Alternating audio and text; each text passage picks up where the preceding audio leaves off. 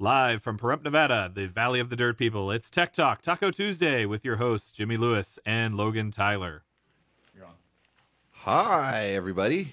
It's Tech Talk Taco Tuesday. And we have pizza. And we had pizza, and this is not Logan Tyler, my regular co-host. This is Ricky Brabec. Dakar winner Ricky Brabec. Guy who finished second place in Dakar, Ricky Brabec.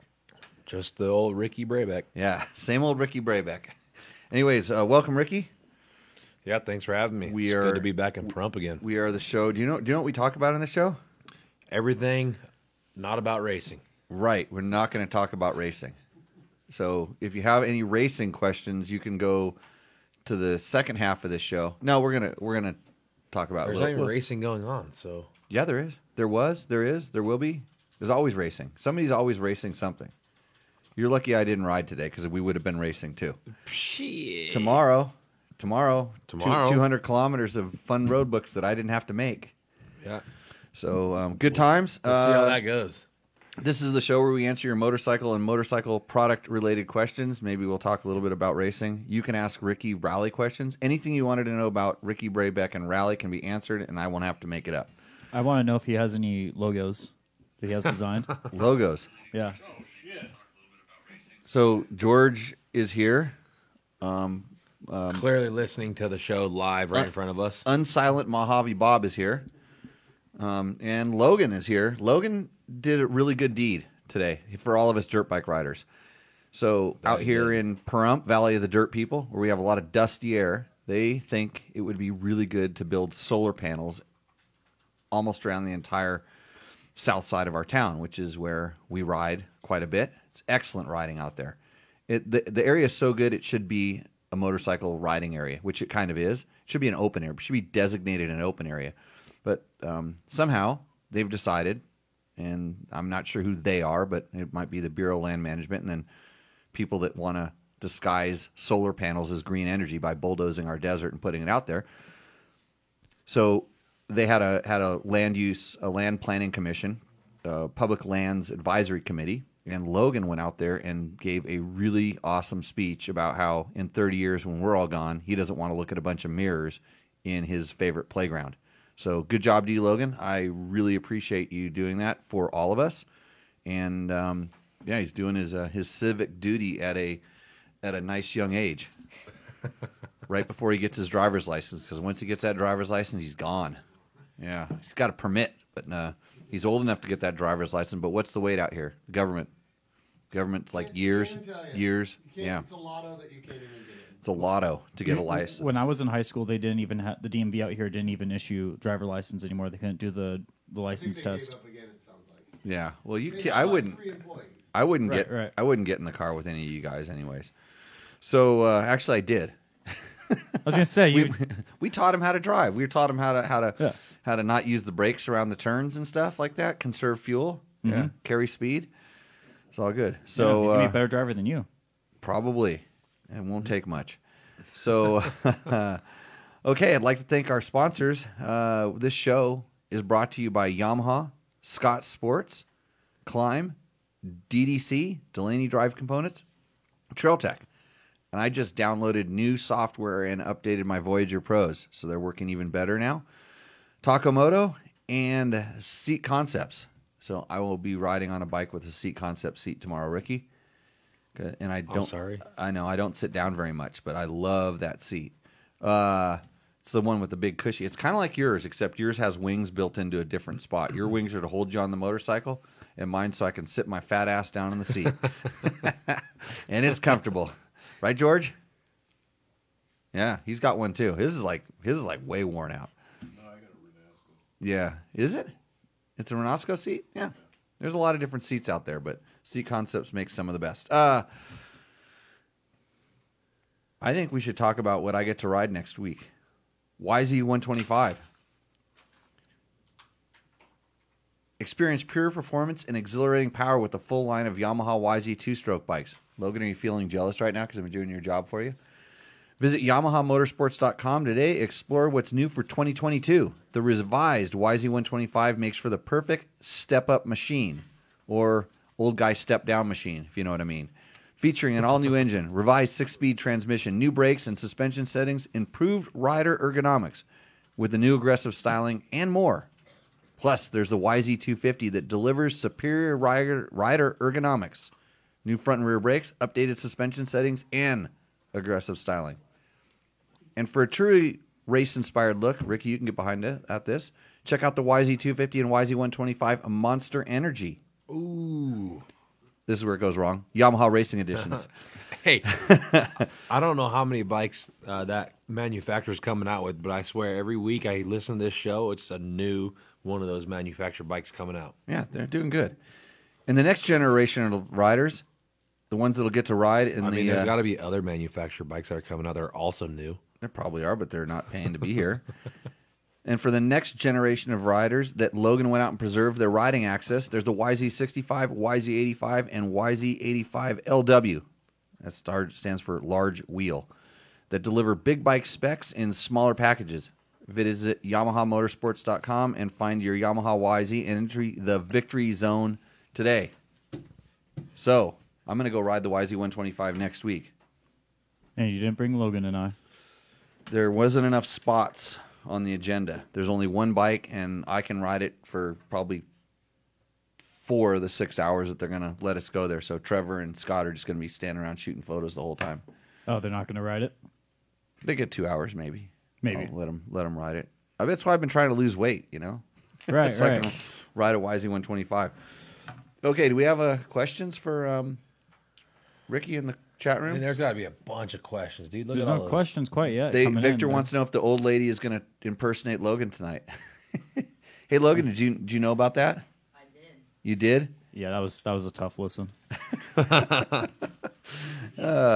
like to thank producer Matt for stepping up, getting us some sponsors. Matt has started making his first road book tonight. He's asking Ricky if he wants to go race it tomorrow. Yeah, yeah. It's only 18K. You got it. Yeah, the first timer's road book might look like it's complete, might look like it's ready to go, but it's a lot of work to make a road book, and there's people out there that think you could just Push some buttons on an app. push the buttons on an app and you get a road book when it's not that easy. It takes a lot of work to go ride a road book. So So we make road books. We were talking about this today. We make road books at literally 10 kilometers an hour. Like, that's how fast we can make a decent road book. So you start thinking, like, these guys are doing 270, 300 kilometer road books when they're training. Those things don't just grow on trees. So we had a little road book making they don't factory. grow on websites either. No.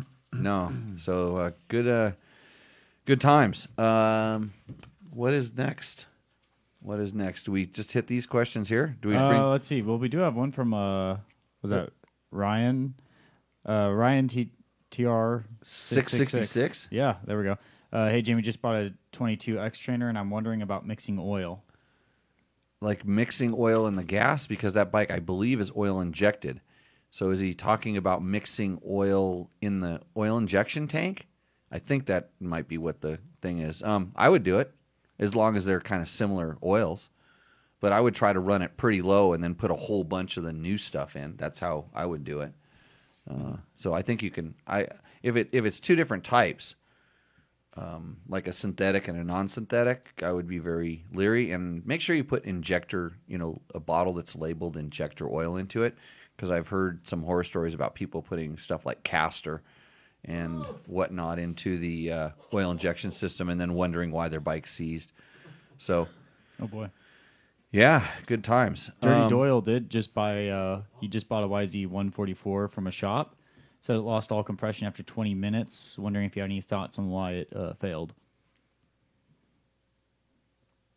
Well, after 20 minutes, he brought it back to the shop today, so he'll find out how much it's going to cost him, is what he's going to find out. And it had good compression when he started. I'm going to guess. I go out on these limbs and I just kind of guess and tend to be pretty accurate. I'm going to guess that the rod went out. The rod started going out, and that caused like some stuff to go up into the top end and cause it to lose all the compression. So that's what I'm going to guess. So the top end's destroyed, unless he didn't mix the oil. Right. I'm just thinking if everything was good, it was working perfect when he started, and had good compression. And if it took 20 minutes to do it, I think something's starting to slowly come apart. Like a top end doesn't wear out in 20 minutes, or his filter was misseated or something weird. I mean, I'm just taking away all the things. If everything was perfect, the bottom end started going out and ate up the top end. It's a guess. So if I'm right, let us know. We have other questions? Oh, yeah, we got tons. I was trying to catalog them real quick. Oh, you're putting them in the end of the show. Because Yeah. we're doing it backwards. Wait, Ricky Braybeck question. Oh, it's coming from the guy sitting right across the aisle here. Yeah. He's texting into the show.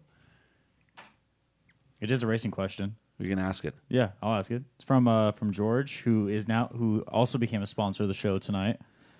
His little logo's it'll pop up there every now and then. That's me. So Well, let's see. Ricky sponsored the show too. They got in a bidding war. They for did get spots on the show.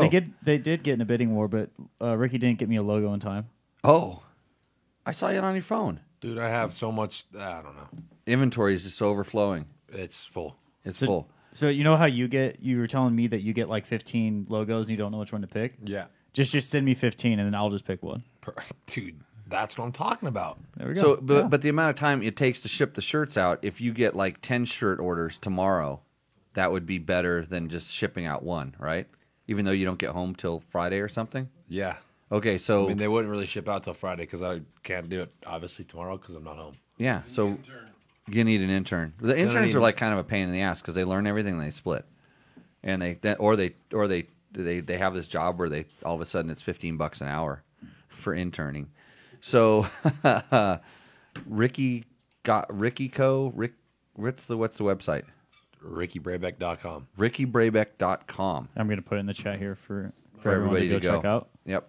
And then your phone's gonna start going ding, ding, No. ding. It doesn't do it on that phone. He'll be riding road books tomorrow. Ding, ding, ding. He's going to come back, have like 30 short. Okay, short you're gonna. This is orders. where you're gonna see how good. We're gonna see whether you're gonna get to replace Logan. You have to start with Kevin.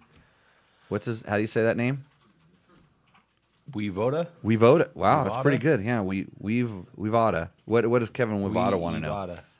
Now you just glazed over my question. No, your question's at the end, George. Okay, so Ricky, as a racer, is making a road book helpful for you as a racer? And have you always felt that way? You know, like being a racer and everything. Jimmy thinks making a road book might help, and it might help, but if you know me, I can't sit. Like, I'm surprised I'm going to sit the show for 2 hours. So if you can imagine me trying to sit at a computer for like a week, it's pretty impossible. So it takes me a long time to build the road books. So that's why my road books are very slim to none a year. Dude, how? Okay, so remember the one you made that's more near Baker. Yeah. That was a really good road book. Everybody thought so. Yeah, that was like the second or third one. Because the first one went the other direction. The first one went kind of back towards Barstow. Yeah. Remember when we all made it kind of the same? We all made the same one that kind of went that direction back towards Barstow. We had and it used a lot of the power line road. And it was The just one that like- went to Ransburg. Yeah, we cut it off. It went to Ransburg. It went towards Ransburg. that was like my really big road book. That was the first one. Yeah. the first big one. But that other one was really good. Second one was good. Yeah. It wasn't. I don't remember there being. They went some bitchin' places, and I don't remember being. There was nothing. Like if you could just tell your computer what to do Oh, instead of dragging all the little pictures instead in, of and- dragging all the lines, figuring- and putting all the dangers, and putting all the trees and the rivers, and all the things there, it'd be way easier. But no, you got to drag every single little line. You got to do the math. You got to do the meters. So what he's saying is it doesn't help, and it'd be better if just other people built all of his road books for No, him. it helps for sure. Understand the two, like the abbreviations for sure. That's what it helps doing that. Yeah. Any time you're practicing, thinking about what you're doing, even if it's not exactly what you're doing, just doing some of those practice things, it helps. Okay. You I want think more Jimmy- chat questions? Jimmy or- needs a drink. I have a I drink. think he does. I need a beer. That's what he needs. Bob, Did you bring the beers over? Oh, Well, what goes with pizza? Whiskey. Pie and beer. as Matt holds up the nice bottle of whiskey. Oh yeah. Well, I like this. I like this bourbon. I'm gonna have to go get it. It's actually it's on sale. It's been on sale lately. Oh, really? Somebody saw me have it on the show, and they sent me pictures of it on sale at Oh. it was Bevmo or one of those places. So Oh. yeah, the Willet. If you're wondering what Matt has a little bit of. It's a cool bottle too. I like stuff with cool Okay, bottles. what is Kevin's question? Let's get back onto the tracks here. Kevin, I don't know your last name exactly. Wevoda. If you were to convert a 250SX or a YZ 250 into a hair scramble enduro bike, which would you choose? The 250SX is a orange. KTM orange one, yeah, and then the blue Okay. one, yep. You're almost as bad as my wife. I'm well aware. Well, they make so damn many bikes. Yeah. Like, it's unbelievable. Well, she just says like the orange one. Yeah, and same. that means the KTM 200 evidently. When she says the orange one, it means the KTM 200, or it could mean the 350. But it doesn't matter whether it's 2-stroke or 4-stroke. But anyways, back to Kevin's question. Back to Kevin and his hair scramble bike. He's well aware of what's out there and how good the TPI bikes are. The counterbalancer, clutch, and power valve setup on the KTM makes me lean that way. But the YZ's price, suspension, carb, and arguably, I think so. I can't see the word. one but of I'm the most guessing. reliable bikes you could buy, has put me in a bit of a pickle. Thanks, Kevin. Yo, Kevin. Kevin. So my first question is, for a hair scrambles bike, I'm wondering why you didn't ask about a 250 XCF-W. No, I'm sorry. No, He so wants a 2C two-stroke. I'm sorry, a 250 XCW, not XCFW, XCW. So the KTM with that's set up for off-road more than the SX, or the YZ250X. And he says he knows he's aware of what's out there. Maybe but he likes the freaking the pipey of the motocross style. yeah, bikes. and so that's the interesting thing, because and where these bikes differ, and the Yamaha does not have a different transmission. I think it has a different final drive ratio, so it's just a sprocket away from being motocross. I'm pretty sure Yamaha, the pipe's different, and they tune the power valve a little bit different. It really does make a difference. So I think the Yamaha, and then the suspension on both these bikes is different. And I don't know what, he's not really talking about what skill level he is and all these other things, but I promise you that the suspension on those bikes for hair scrambles type racing is better, and it's just one thing you're not going to have to change. And the KTM, like I said, the power valve adjustability, but you're gonna fight the suspension on the motocross bikes to really work ideally off road. But if your hair scrambles and then you're going to the motocross track every once in a while and stuff, I could kind of see. But I would really lean towards the XC or the X before I would do SX or thing. And then it's really simple. It's like, in all honesty, like, which color do you like better? They're both really, really good bikes, and the KTM is the XC, and the XC has TPI, where the SX is still carbureted. And then I noticed he said he likes the carburetor, so maybe that's another reason why he's asking about that bike versus YZ. If I were going to start picking things apart, YZ feels a little more stable. YZ probably has snappier, more I would say more aggressive feeling torque on the bottom. SX or KTM typically feels a little bit smoother, maybe a little more top end focused, feels a little bit lighter and more nimble. Those are the characteristics, but you're not going to go wrong with either of those bikes. They're excellent. Both are good bikes, but I would, man, if it's really hair scrambles, go with the XC or go with the X, and especially with the Yamaha. I think the Yamaha, it's just the little things that they do inside are things you would struggle to do to the YZ on the outside to get that kind of drivability for off-road conditions. And not just saying that because we're sponsored by Yamaha. Oh, shoot, I forgot. You should just get the Yamaha. Yeah. There's no, and it's the Yamaha's less expensive. You don't have to worry about that pesky electric starter ever having a problem because it kicks. Yeah. Oh yeah, yeah. It might ruin your. The E-Start might ruin your case. The E-Start, you might get used to it, and you'll never want to ever kick a motorcycle again in your life, like me. Well, since me. having E-Start back, it's like I didn't know how much I missed it until You had it back, I had it back, and it hasn't broken yet with my rigged fix. It hasn't, but I maybe have like an hour or two on that bike since we fixed it. Okay, give it time. Yeah. You should have seen how I fixed Pablo's quad today. The whole pipe. I had to rebuild the whole muffler. Yeah, his bearings were going out, I heard. The muffler bearings were bad. Yeah. There was a lot of muffler bearingmanship. Like quads are not built like motorcycles. And then when you start modifying them, whole different thing. Pablo's Blue Crew. I should have him on the show. I don't know where he went. I thought he said he was going to come here. They're He probably should be working on his damn road book is what he should be doing. no. It needs another couple hours, but it's good. It'll get us through. We'll use a track log for backup. Next question, Next question by Lyle Lyle. Yeah, Bledsoe. Bledsoe. Bledsoe. Just like you said. Yeah. Come on, bud. I have to. It takes a little while for my eyes to focus all the way over there. He wants Did to anybody talk- get me a beer yet? He wants Oh, to talk tell me that, yeah. transmission oil. Okay, transmission oil. Compare motorcycle-specific transmission oil versus automotive oil. Synthetic versus dyno. I'm sure you've been through this 1,000 times, but looking for your years of experience and industry knowledge. KTM 250 XCW 2018 with seat concept seat. Oh, I'm well. a little confused of why. Because that gets your question answered. Like you throw in some of our sponsors. But he's missing the photo, so well, he might. You never know what Matt does. He might have a photo in here. So he wants to talk oil. He wants to talk oil, oil. but he's also letting you know that he rides a KTM. Well, it's so by telling me that it's an XCW, that's the two-stroke. So then I know, okay, he's putting motorcycle transmission fluid in at motorcycle transmission. It's not motor oil like most four-strokes. Look what he ended it with. Seat concept seat, because they're great seats, and he wanted me to know that he has a great seat, and he wanted his question to go to the front of the line. It's a great way to do this. Now I know George. Now I know why you get a little disturbed when I pour these little shots into your glass. That's like man shot. That's No, more. it's a sip. That's more tequila than I drink in a week. In one.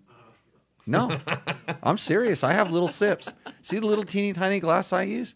Okay, this show could go downhill. Lucas is going to call in a little while, and we might talk about racing. In 3 minutes, probably. Well, answer friggin' Lyle's question I'm working on it. I got about to, oil. So I get in trouble for saying on the show. We are doing good. We are doing good on the ums. I was about to bring that up. I was literally buying time while I was processing the question because, in all honesty, I am not an oil expert. That's where I call my buddy Chris Reel. Rule of oil is Have some in the motor. Always. Have it in the motor. Chris Reel told me this. That was the first thing the petroleum expert told me. I'm going to tell you what I've done over the years, and I used to. When I was racing two-strokes a lot and we were having different clutch slipping issues and frying clutches and different things, I went through a lot of different stuff. I tried the ATF. I put motorcycle transmission fluid. I tried different motor oils. And I'll tell you what you don't want. You do not want a slippery motor oil inside of your transmission. That's just what I learned. I used ATF and never had any problems with it. But then I started using motorcycle transmission fluids, and they were quite a bit more expensive, and you could get slightly different feels with the clutch, but overall, I never noticed any durability changes no matter what I ran inside the transmission, other than if I ran a slippery oil, the clutch would go bad. That was the only thing I've noticed over time. But I think that it lasts, the transmission oil lasts a long time if you're not hard on the clutch. And therefore, why not spend an extra, few bucks to get a good quality transmission fluid if you know it works, and there's plenty of brands out there. And what do you use, Ricky? What's your brand? What's your brand of choice? You're Motul, aren't you? Motul. But when you're riding JCR bikes, you're Lucas? Is he still Lucas? VP. Okay. They're making oils now. Lubricants, yeah. Lubricants. Okay.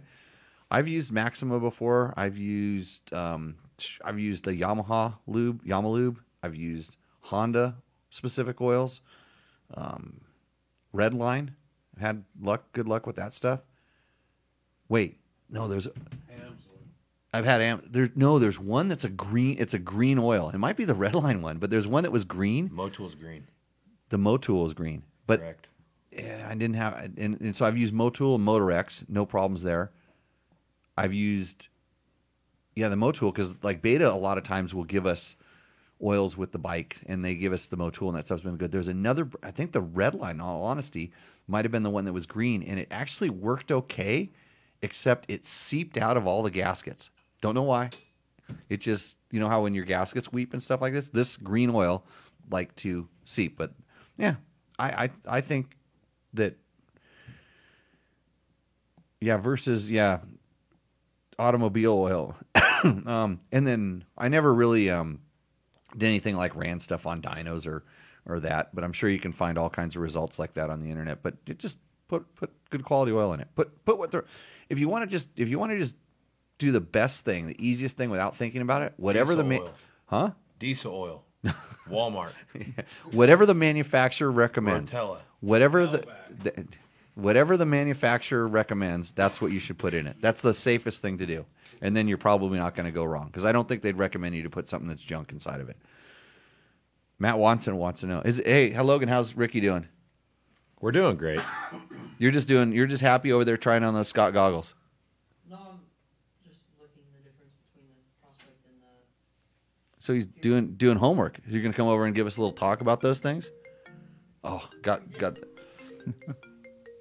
I got the phone there. Did everybody hear the phone ring? I heard the phone ring. I thought it was mine for a second. Good morning, Lucas. Can you Morning, hear? guys. How are you guys? We are doing good. You're on the line with none other than Ricky Brabeck, and I believe Matt can hear you. I feel honored. Matt, can you hear him?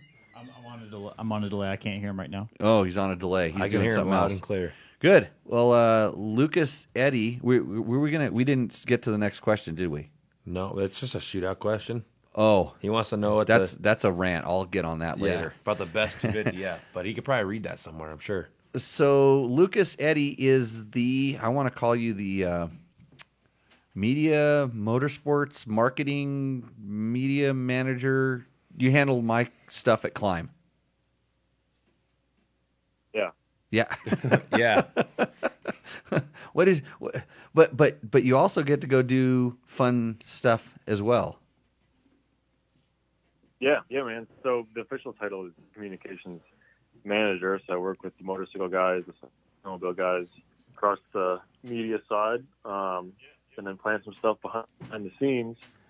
And then once in a while, when we get to go do fun stuff like video shoots and that kind of stuff, I get to go play once in a while. So it's not a bad deal. Cool. So we actually did a tech talk live at Climb, but we had really tough internet issues there, I remember. So Lucas was on that show, and we started talking about different things. And so you right now, what time is it and where are you at? It is 6:30 in the morning. I went to bed at like 1:45, and we are in Turkey. We're just wrapping up the project here, and then we'll be heading back on the next thing in maybe about 2 days. Yep. Don't you wish you could just sleep a little bit longer, but then you got this guy over here, Jimmy Lewis, texting you, bugging you to call him at 6:30 in the morning? Yeah, exactly. So I feel obligated. But the real reason you went over there was to race the Red Bull Sea to Sky. Ooh. Yeah, exactly. We had an opportunity come up to do a photo shoot in that location, in the mountains around the south of Turkey. And then at the same time, we started talking a little while ago about racing Sea to Sky with some of our actual legitimate pro athletes. So not me, let's make that clear. And then things changed, plans kept changing, and next thing you know, they were asking me if I wanted to go race instead of help film it. So even though I didn't feel ready, I kind of had to say yes. You know, you don't really get those kind of chances very often. And so for those that don't know, so Sea to Sky is it's put on by was it Kemmer? Is that what they're called? The motorcycle club? Yeah, yep. Kemer is the city down there in the south, right out on the Mediterranean Sea, and they've got a motorcycle club there who organizes it. And they brought in Martin, the crazy guy that invented Romaniacs, to help it kind of push it up to the next level. And Yeah. and Yeah, so a Turkish guy basically, or a group of them, had raced Romaniacs some years ago, I think, 13 years ago? Yep. And then they kind of saw what was going on, and they thought, hey, you know what, we can do this here as well. And it's, from what I can tell, let me just go on a tangent here. From what I can tell, Romaniacs is a different style of riding still. So they're able to kind of maintain a different style of riding. And you look at riders' results, and the results are different. You have guys who do really well at Sea to Sky, and then there are people who do even better than them at Romaniacs.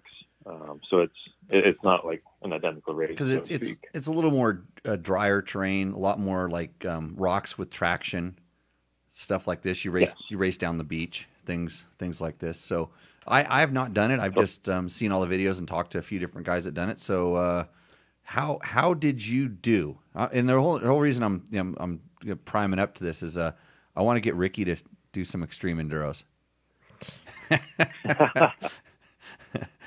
How did I do? Yeah, how'd you do? Do you want context and excuses, or do you want to just hear results? No, just like over. How did you feel that you did? How in the Lucas scale of like, I sucked or I kicked ass. Where'd you fit in there? I felt like I did really well in terms of my performance and my ability not to destroy the bike and not to destroy myself and to climb up in the rankings every single day. Yeah, Wait, every single day? How many days is this? It's 4, isn't it? Yeah, so it's like 4 days of beating the hell out of it. But the one day is kind of like prologue / beach race, so it's it's like a party on the beach with your dirt bike. Yeah, exactly. Yeah. And then they do what? They do a lower stage, a mountain stage, and then a race from the beach to essentially the Sea to the Sky. Yeah, exactly. The names are a bit confusing because they call one the forest race, so you kind of race through the forest, but the forest is in the mountains. The next one is called the Sky Race, but you're still racing on the earth. You're just kind of in more open terrain, but still in the mountains. So you're still going in the woods and all that stuff. And then the last one is called the Mountain Race, and you go from the beach to the top of Mount Olympus if you can make it, or you just kind of go from the beach into the mountains. And so Matt got all confused because we thought Mount Olympus was in Greece. Yes, because I remember Mount Olympus being a big deal in Greek mythology. Yeah. So there's some debate going on about which one is the real, true Mount Olympus, I guess. Oh, okay. So you rode up one of them, or almost. Yeah, yeah, one of them. So did you? So you got to the last checkpoint before the finish? Second to last. It's Second kind to of last. confusing. So there are 10 checkpoints, but 11 total gates. So the 11th checkpoint is the finish. And so you made it to the 9th one, and what we would like in enduro terms say houred out. Yeah. Yep. Exactly. And you went over there with Brock. Yep. With Brock Butters from the snow bike side of our sponsorship activities. Yep. And he used that term houred out when we got to that 9th checkpoint because I don't even know if he realized what planet he was on. So how like, you trail ride in Idaho, and you guys definitely have some gnarly trails and stuff. How tough was this? Where was this on the level of difficulty?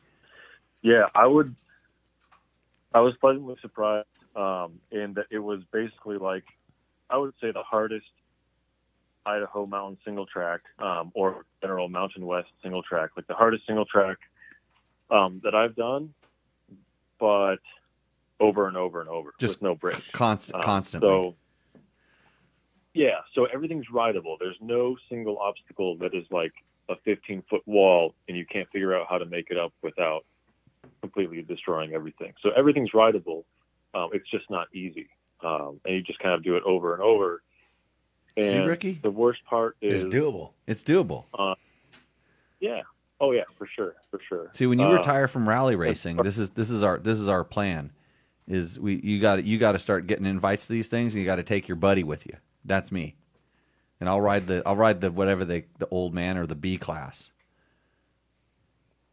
I think you could Yeah. probably get us an entry easier than I can. You underestimate your power. So you're cruising along, and it's relentless. So we're talking about you running out of energy in your body. Yeah, you get tired.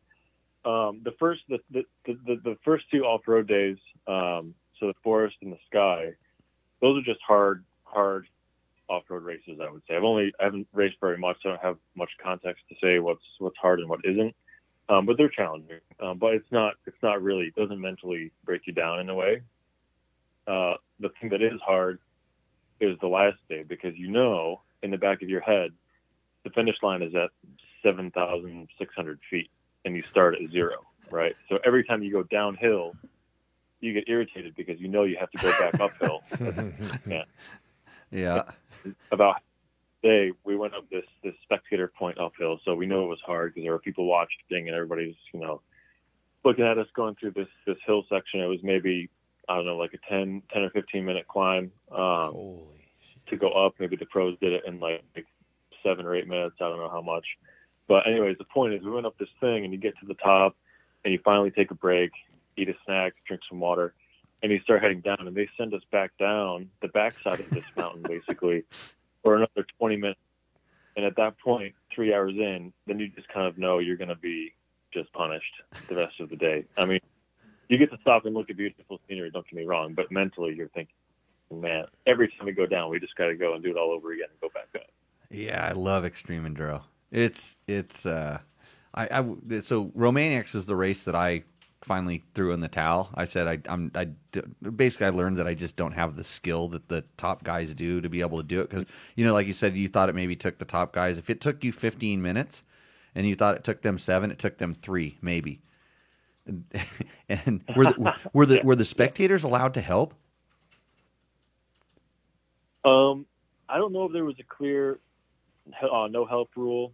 We were told that a lot of the local guys would have their friends up in the trees helping them get pulled along. But yeah, there was occasional helping going on, but it wasn't like the obstacles were so big where you needed help to survive. It was just once in a while some guys would get their front wheel pulled a little bit.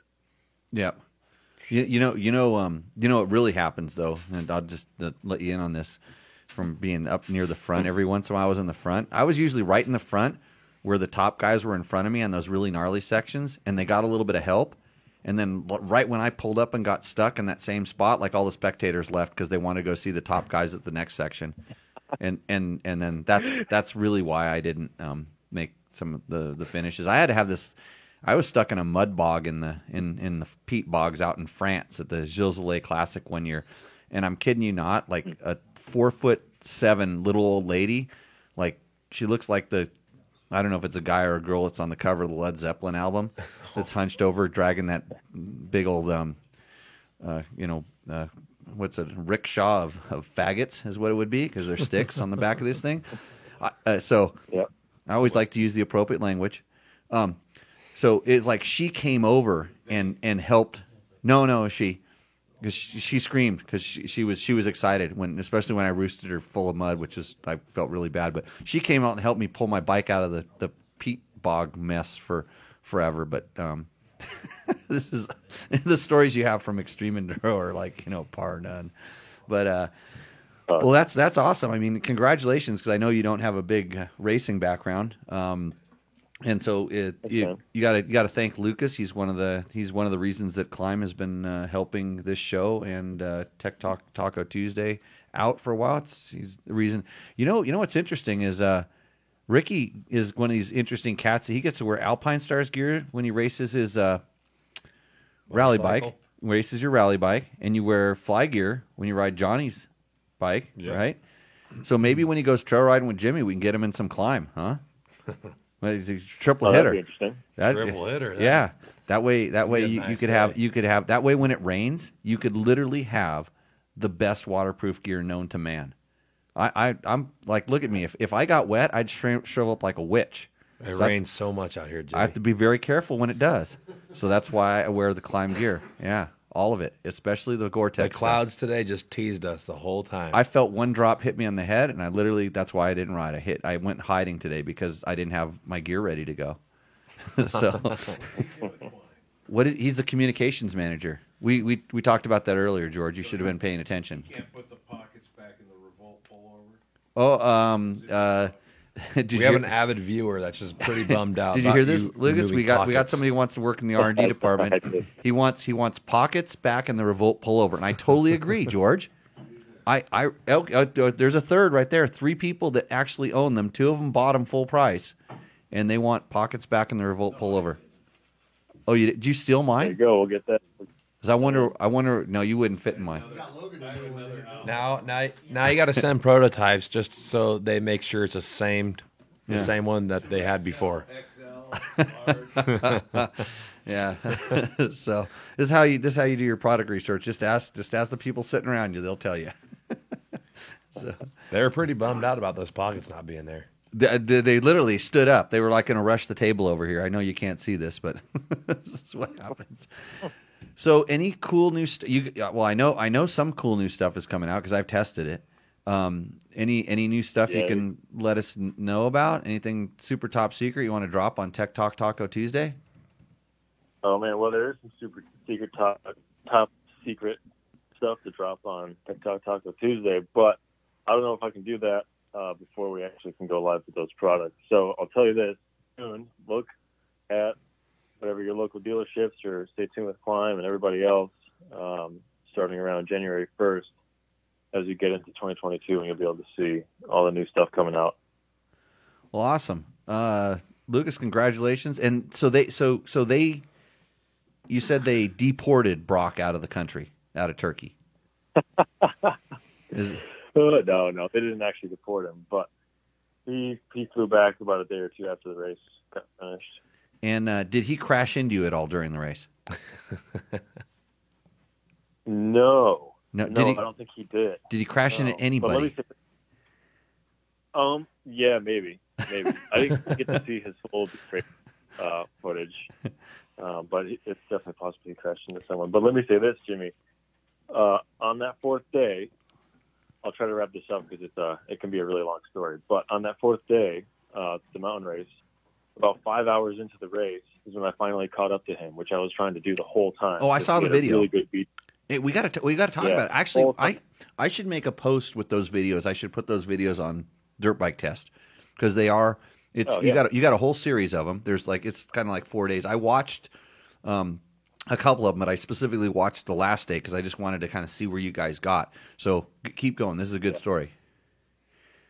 Yeah. So about 5 hours in, I finally caught up to Brock in this super gnarly, basically like a stream washout section on the side of the mountain, where if you were to look at that, you wouldn't think that there was any reason to ride a motorcycle up it from the bottom of it. So anyways, we started going up, and I saw him. I knew he was there. Eventually I caught up, and maybe 10 minutes after that, it came to this point where it was an even steeper washout, way, way less ridden, and it was basically like a side hill with a little tiny notch to get your motorcycle across. And if your tires slip off, you're basically hosed because it's pretty loose, it's super steep, and everything below it is just sticks and rocks that are going to tumble downhill. So you're basically screwed if you fall off that edge. You're going to have to wait for the track marshals to come clean it up. And then if you make it over that edge, then there was like a 10-foot vertical notch that we had to ride up, basically. It was maybe even longer than 10 feet. But anyways, so we get to that point, and we're so lucky that we're at that point at the same time. Because if there's nobody else there with you, nobody's going to help you.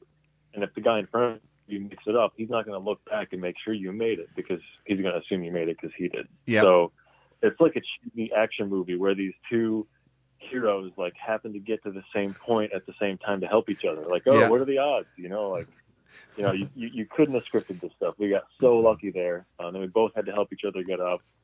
And then 45 minutes later, we timed out when we got to the last gate. Where's the part about you passed him and you got in front of him and then you started apologizing for passing him and keeping going? Yeah, well, we had helped each other through this critical moment, and then there was a hill climb, and he didn't quite make it. And then I went up it, made it a bit further, far enough up the hill where I could kind of zigzag around and get to the top. No need to go back and get him. Well, yeah, I was like, man, I mean, he can survive. Like, he can go back down the hill and try it again. So it's not like a life or death thing. And I had asked him right before that if I could go by him, because I had obviously caught up to him, so I was feeling a little bit healthier, a little bit smoother. Yeah. And I'd asked him if I could go around, and Brock gets in this race zone where he's not really talking that much. His eyes are kind of looking like past you, you know, like Kind of sounds like when he's doing a photo shoot. Oh, is that him all the time? Oh. I'm only joking. No, but anyways. No, I'm serious.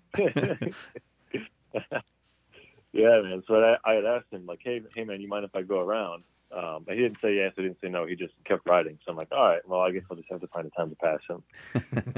And Well, I will do my best when we're done with with this rally training stuff to get those videos up. But I'm sure you can find them. Are they up someplace on Climb or? Yep. They're on the Climb Instagram page, the Climb Facebook page, and also the Climb Motorcycle YouTube. Cool. Yeah. So if you want to see, all we ever do is get to watch videos of Graham Jarvis and Billy Bolt and Manny Letbettner making this stuff look too easy. You should really watch what a regular person looks like at Extreme Enduro and feels like. So that's what I'm like at Extreme Enduro now. So it's good times. In the last one I raced, I did King of the Motos, the one that I used to put on. I got to compete in it. After I quit doing it, I actually stopped and laid down on the ground and did some stretches and took my backpack off and relaxed. Actually, the time before that, I was racing one in Hawaii. I took all my gear off and laid in the forest and cooled off. So this is the new Extreme Enduros. It's not like normal racing. Yeah. So, well, Lucas, thanks a lot for getting up early over there in Turkey. Hopefully they let you leave the country, and we will see you when we get back. And Matt said he's working on that proposal. Yeah, Yes. Yeah, That I definitely heard about because I've been able to hear the conversation. Well, all he's been doing is working on making road books because he wants to impress Ricky Brayback. So, okay, well, awesome. You have a good day, and we will talk to you soon. Great. Thanks, Jimmy. See you. Thanks, Lucas. Yep. So yeah. Yep. Okay, everybody, that was Lucas Eddy from Climb. He's it's really cool because the people at Climb are big enthusiasts. I mean, from when they started the company, these are guys that were real riders, and all the people down there, they're all different kinds of facets of riding, from the snow side of the world off to the off-road side of the world, and it's kind of cool to be part of that group of people and test some of their stuff because they have crazy ideas sometimes, and some of them really come to fruition, make really good things, except for taking the pockets out of the Revolt pullover. That was Bad move. Yeah, what's funny is I've thought that for a long time and I've never said anything because I actually switched over to that other pullover. No, it's not my fault. I'm not a designer. I forgot to. You got to hook up with Fly or something? No. Oh no, hit That's Ricky. Ricky has a hookup with Fly. Switch because they don't have pockets in the remote. I think it's a little cheaper than it used to be, though. So It's probably less.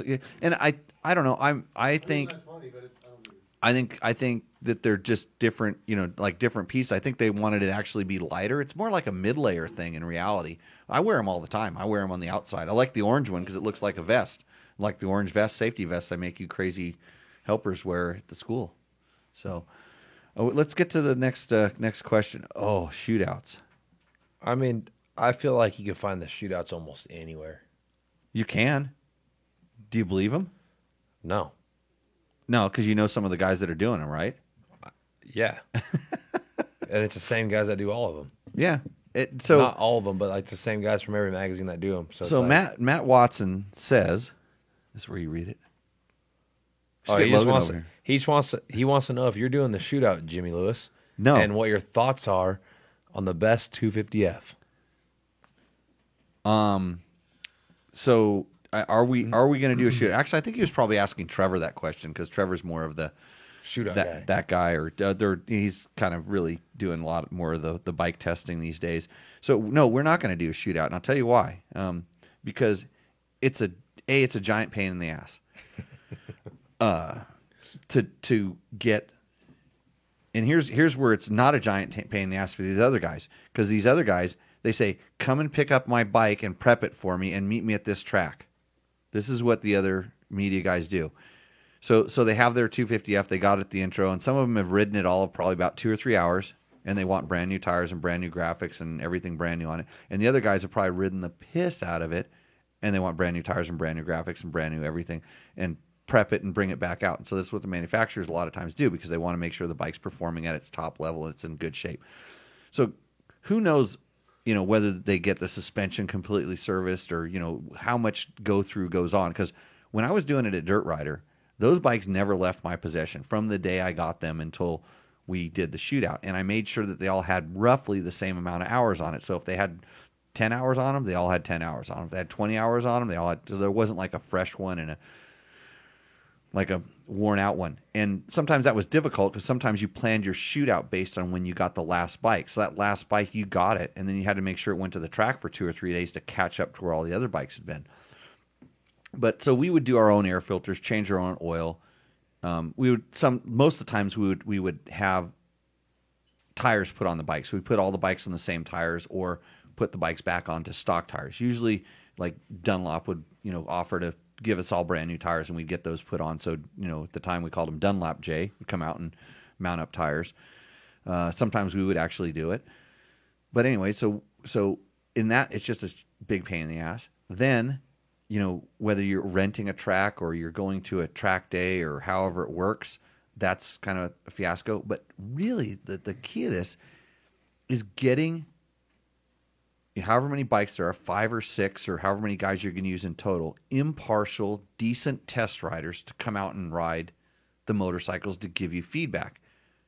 So most guys, other media outlets, it's just like, hey, bros, come out and let's go moto for a day. And there's guys that are going to set the sag for you every time you get on the bike, and they're going to make you a sandwich, and they're going to give you food, and there's all the free drinks you can drink. And I'm not even kidding. I'm not exaggerating. And so, some kind of testing goes on during these things. But at the end of the day, it's just a ride. At the end of the day, it's a ride day for your bros on brand new bikes. Ricky started this with he hates the shootouts, so why do you hate the shootouts? I don't hate the shootouts. I just don't believe them. Yeah. Because For this exact same reason. Well, it's nobody really takes it that serious, and we really tried to, and after doing this, and we tried to have as much objective information in there. So we would do like lap times, and a lot of guys have tried to do lap times and stuff, but they would just say, okay, you go out and they go do laps whenever. And then it really depends on when the bike is on the track at what time with what rider on it based on what lap times they get.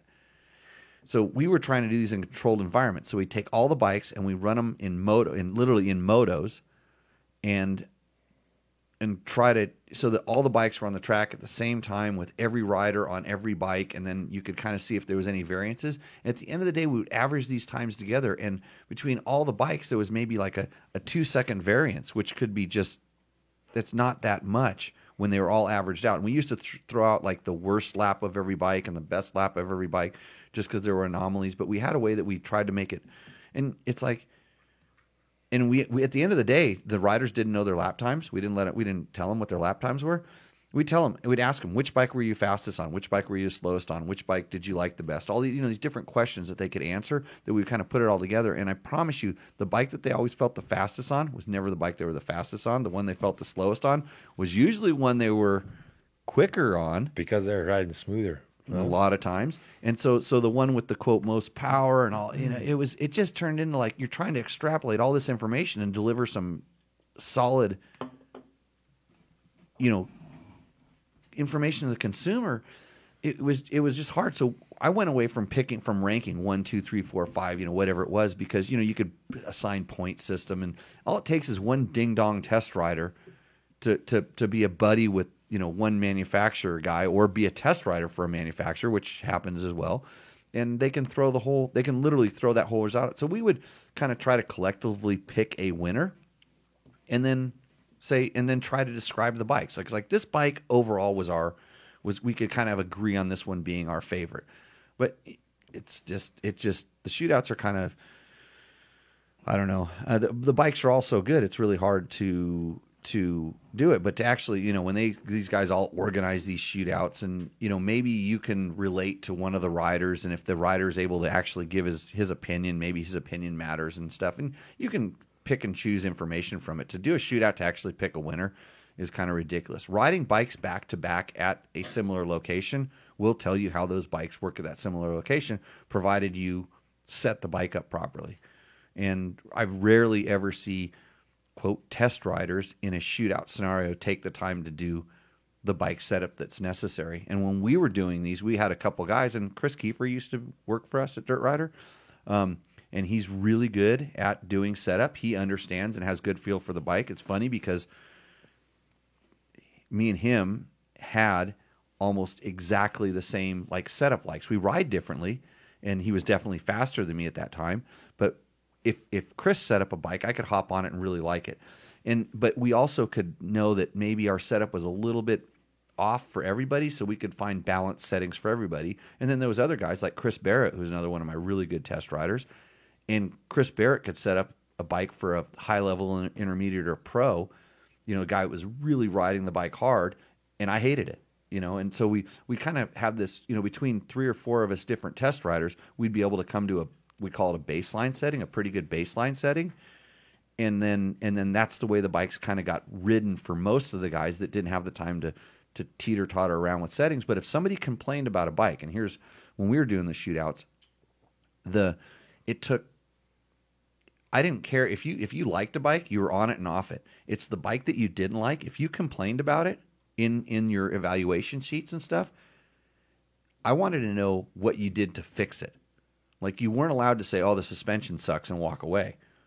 I wanted to know why the suspension sucked. What didn't you like about it, and then what did you do to fix it, and then did it work or didn't it work? Did you try some things? Because you could tell right away, very quickly, whether someone knows how to fix things. And you've got these manufacturers there that generally know what to do. It's like you have a factory suspension technician there that you can say, "Hey, I think this thing's it's a little bit stiff in the front end. I'm not really able to get it to turn." And instead of going, "Oh, you need to soften up the front end," they go, "Yeah, your ride height's a little low in the rear. You might want to bring the rear up, or maybe open the rebound on the rear up." And you're like, "Well, let's complain about the front." But they know their bike, and they know, "Well, yeah, the rebound's a little slow." They open up, and bang, all of a sudden it works. And then you can say, "Hey, a lot of people complain about this bike being hard to turn and a little stiff in the front or something, but just opening up the rebound fixes it." And so we that's how you find a good test rider, somebody that'll actually go and ask the question or explain to them the feedback that they don't like. And then you have a guy that's usually right there ready to do it. Most guys get off they're like, "Oh, how'd it work?" "Oh, it was okay." And then off. Where's the hamburger?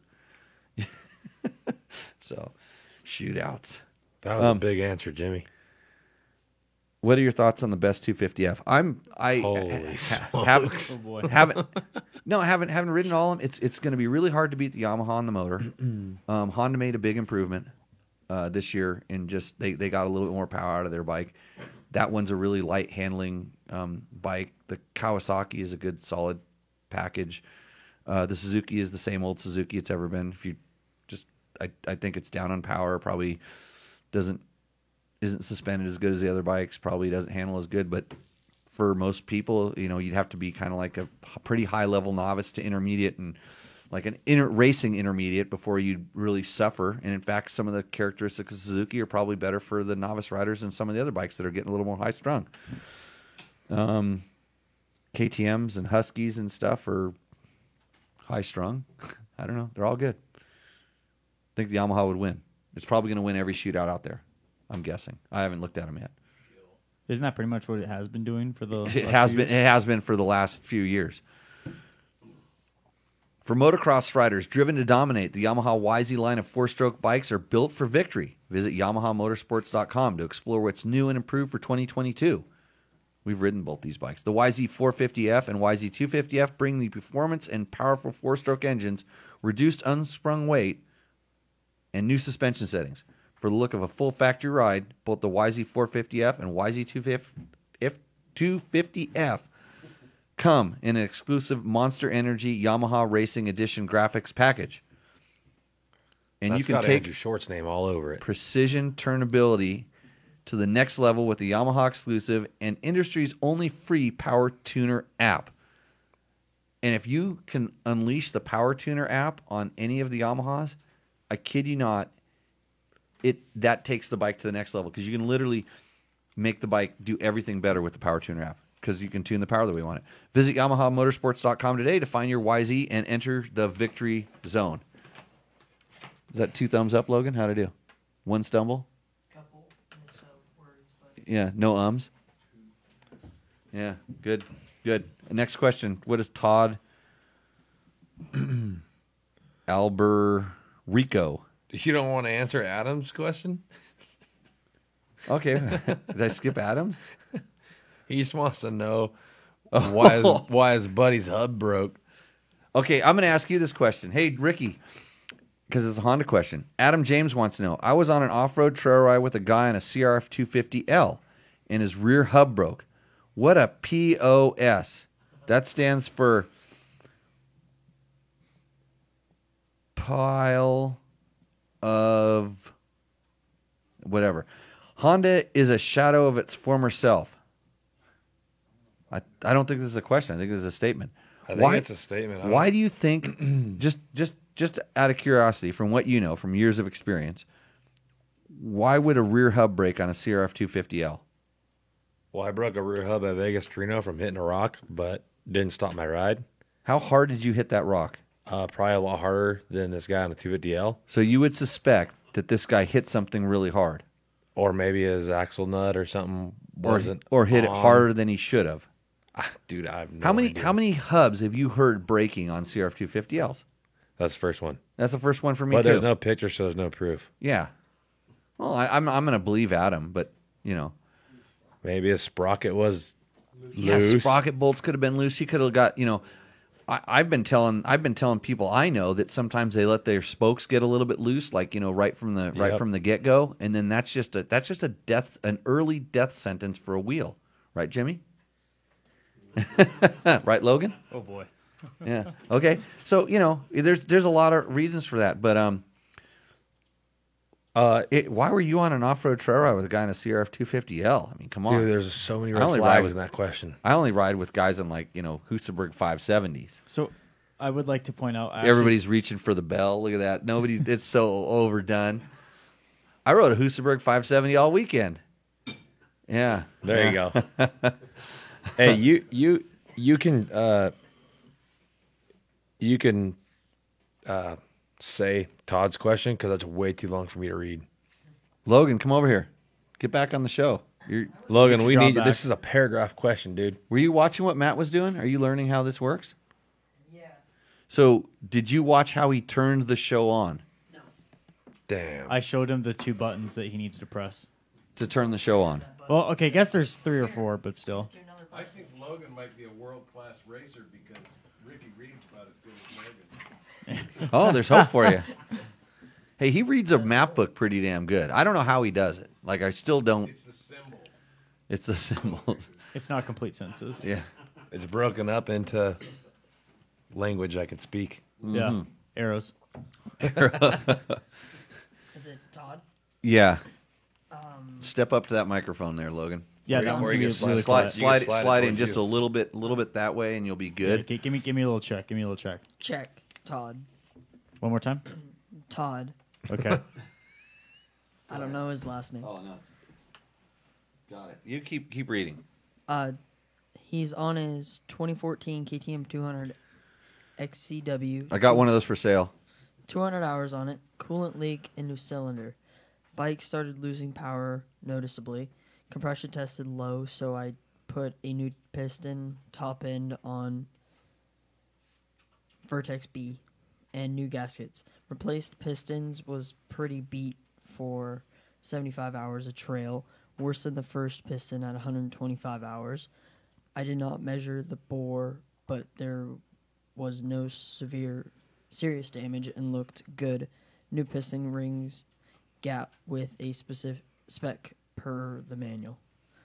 After the 2 hours on the bike, it was noticeably weak and would sputter occasionally. Tried new spark plug as problem worsened. Removed the new plug to see it was blue from coolant. I've tried the following with no luck. Bike runs rough and coolant quickly builds up in the exhaust. Tip. New head gasket twice. New base Head gasket. gasket or O-rings? Gasket Okay. twice. New base gasket twice. Retorqued head per manual. Tried alternate torque wrench. Replaced head with OEM head. So I think that head has O-rings, if I'm not mistaken. Yeah. Yeah. So, so if you put a gasket in there, I'm saying it's because you put a gasket in there, but I don't think that question is done yet. and it's not done yet. I think Yeah. it is. So the first thing that struck is like, okay, you're losing coolant. Something is seriously wrong. So a couple things just to kind of go. If it's a leak around the head gasket, it rarely leaks into the motor. Generally, the motor pressurizes the coolant system. So it puts pressure in there, and then generally it ends up blowing it off. It'll burn. Some will go in there. It'll burn it off, but it pressurizes the coolant system.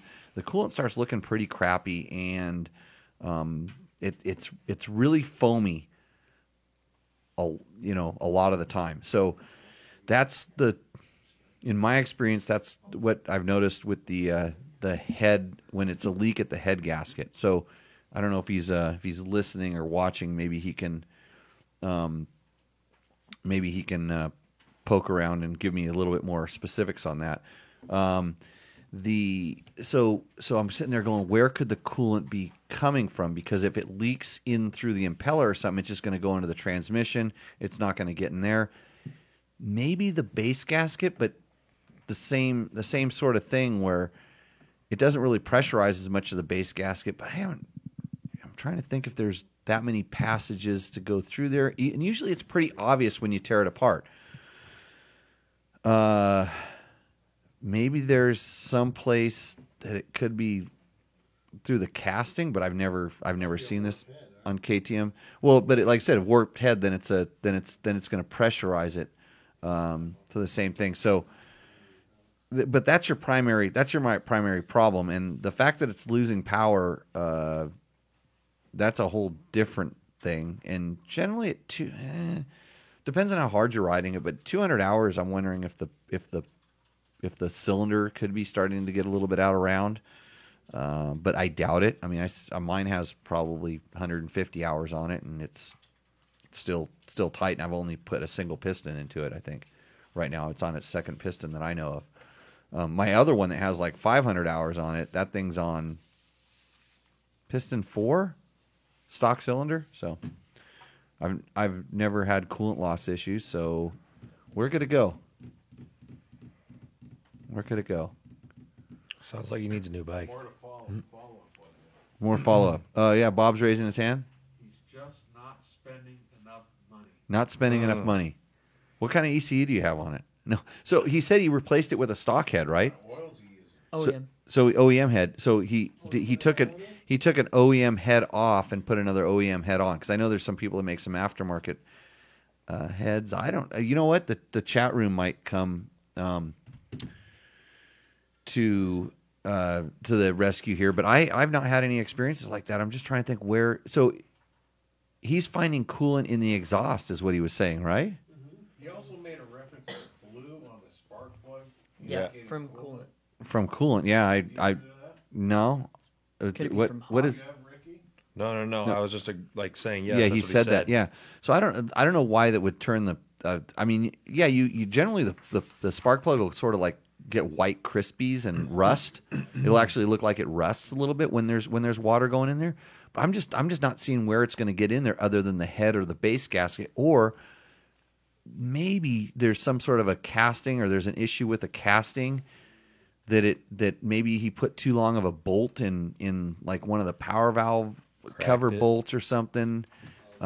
It's leaking. It's in it. Somehow it's something is leaking up into the power valve down into the exhaust power valve and getting in there because if it was dripping into the exhaust power valve, so tear that apart, that chamber in there, and see if that looks like there's water in there, and because it would suck some of that back in there at certain times when it was running. Yeah, more information needed to provide an accurate answer, I think. So I'm wondering But if you want to sell it real cheap, I can diagnose the problem and tell you it's not worth very much. Did he say check the heads or the cylinders? He said he replaced the head, but if the one head, like I said, if the one head is warped, usually you can see it with the O-rings. You can see where it goes past it. Yeah. Do we gotta do? Oh no, I think the notes are out of order because there was more to that question. Oh, but give me that damn it thing. wasn't gonna. It didn't like add anything. Didn't add anything to it. Yeah, it was just like more background. Did he say he had a seat concept seat? No, he didn't. What Unfortunately. about DDC sprockets? No, Was he wearing climb gear? was not wearing climb gear. Right. Okay. Or- then The sheets were out of order. Yeah. if he All right, would we're back on have it. if he would have. Parts from Rocky Mountain. Hey, we're Yeah. back on it. Logan's going to read the rest. And if you're buying from Rocky Mountain, Oh, he click doesn't through need the to little finish that link on question. one of our You don't need to finish stories. the question, bud. Yeah. Click through one of the links on our stories at Dirt Bike Test, and we get a little chunk of the action. It helps bring you the thing. But yeah, you should order all your parts from Rocky Mountain. And I think Never that said he checked the head or the cylinder to see if they were flat. he didn't say check. He put a new head on it, but usually if you put a new head on a warp cylinder, it'll warp itself right back into position. Is my experience because I've done this before. So next question. Where is that? Okay. Greg Rosen. So Logan, I have to ask: are you going through puberty? Do you have a little bit of a cold, or did you get kicked in the balls?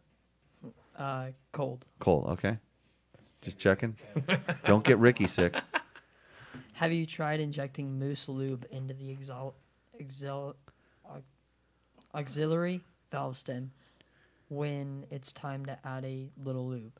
Maybe warm the lube up in the sun or in a microwave so it would go through a syringe.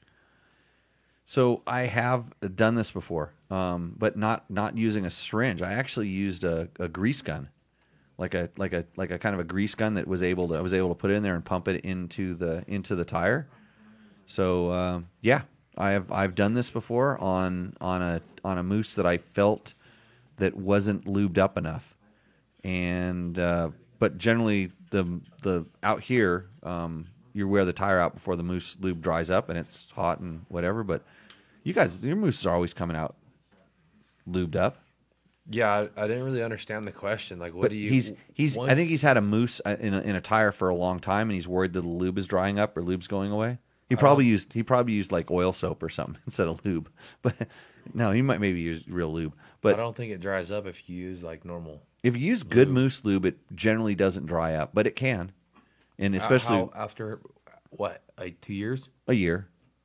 Yeah, 6 months in some people. I mean, if you're not riding, Yeah, it could, and I know it pools. I know if you let your bike sit for like 6-8 months, the lube it'll literally dry up on one side of the tube and pool up to the other side because I've pulled wheels off that have been sitting on bikes for a while, and it's pretty amazing.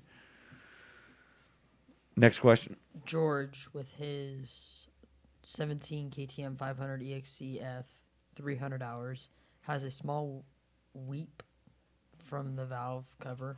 A guy told me about 100 hours ago not to worry about it.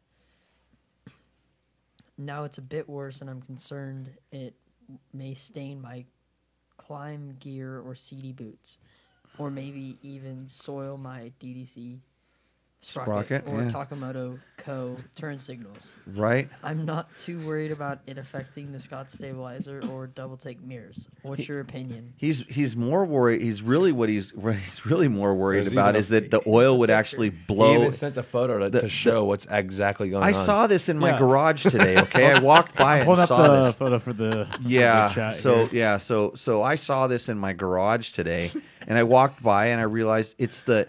So what it is the nut that's on the top of the valve cover. The nut that's behind the wheel. No, it's the one nut on the front. I don't know if that's the. Let me think about this. The right. It's on the front left side of the motor. The nut that goes into it's the washer underneath that nut looks like it's just torn, or maybe that nut's not torqued down properly. It's coming out of there. It'll come out all over the place. It'll work its way out. So here's my question to you: how much oil is it leaking while you're riding? Like you go ride 150 miles. Do you have a noticeable amount of oil down in your screen? Oh, I don't check that. You don't check it. So the answer is no. Between like 1,000-mile oil. He's just That- worried it's going to get on his gear. KTM advises. He's worried about it getting on his sticker. You know his sticker that's on this bike? He's worried so about it covering up he's his not sticker. worried about how much it's leaking. He's worried about how much more can it leak before it hits his gear and his Yeah. DDC sprockets and He's stickers and He's just trying to promote all my sponsors, is what he's trying to do. He just wants us to talk about him, is what he's really trying to do. That's why he bought spots on the show. So thank you, George, for sponsoring the show. and every time we talk about him, he's not even up there. No, trying to time it better. No, he was. He was up there. You guys literally just missed it. So, so I'm trying to sell this guy who was in my class this week, and I'm trying to sell him one of my bikes. I let him ride one of our rental bikes, and he wanted to buy a KTM 400 with a California license plate, which is easily worth $4,000. And so he went and rode it on a 100-mile tour, and he came back, and there was oil weeping out of the shift shaft seal, oil leaking out of the the counter shaft seal, oil leaking out of the Kickstarter shaft seal. All the places that KTM RFS bikes leak almost all the time.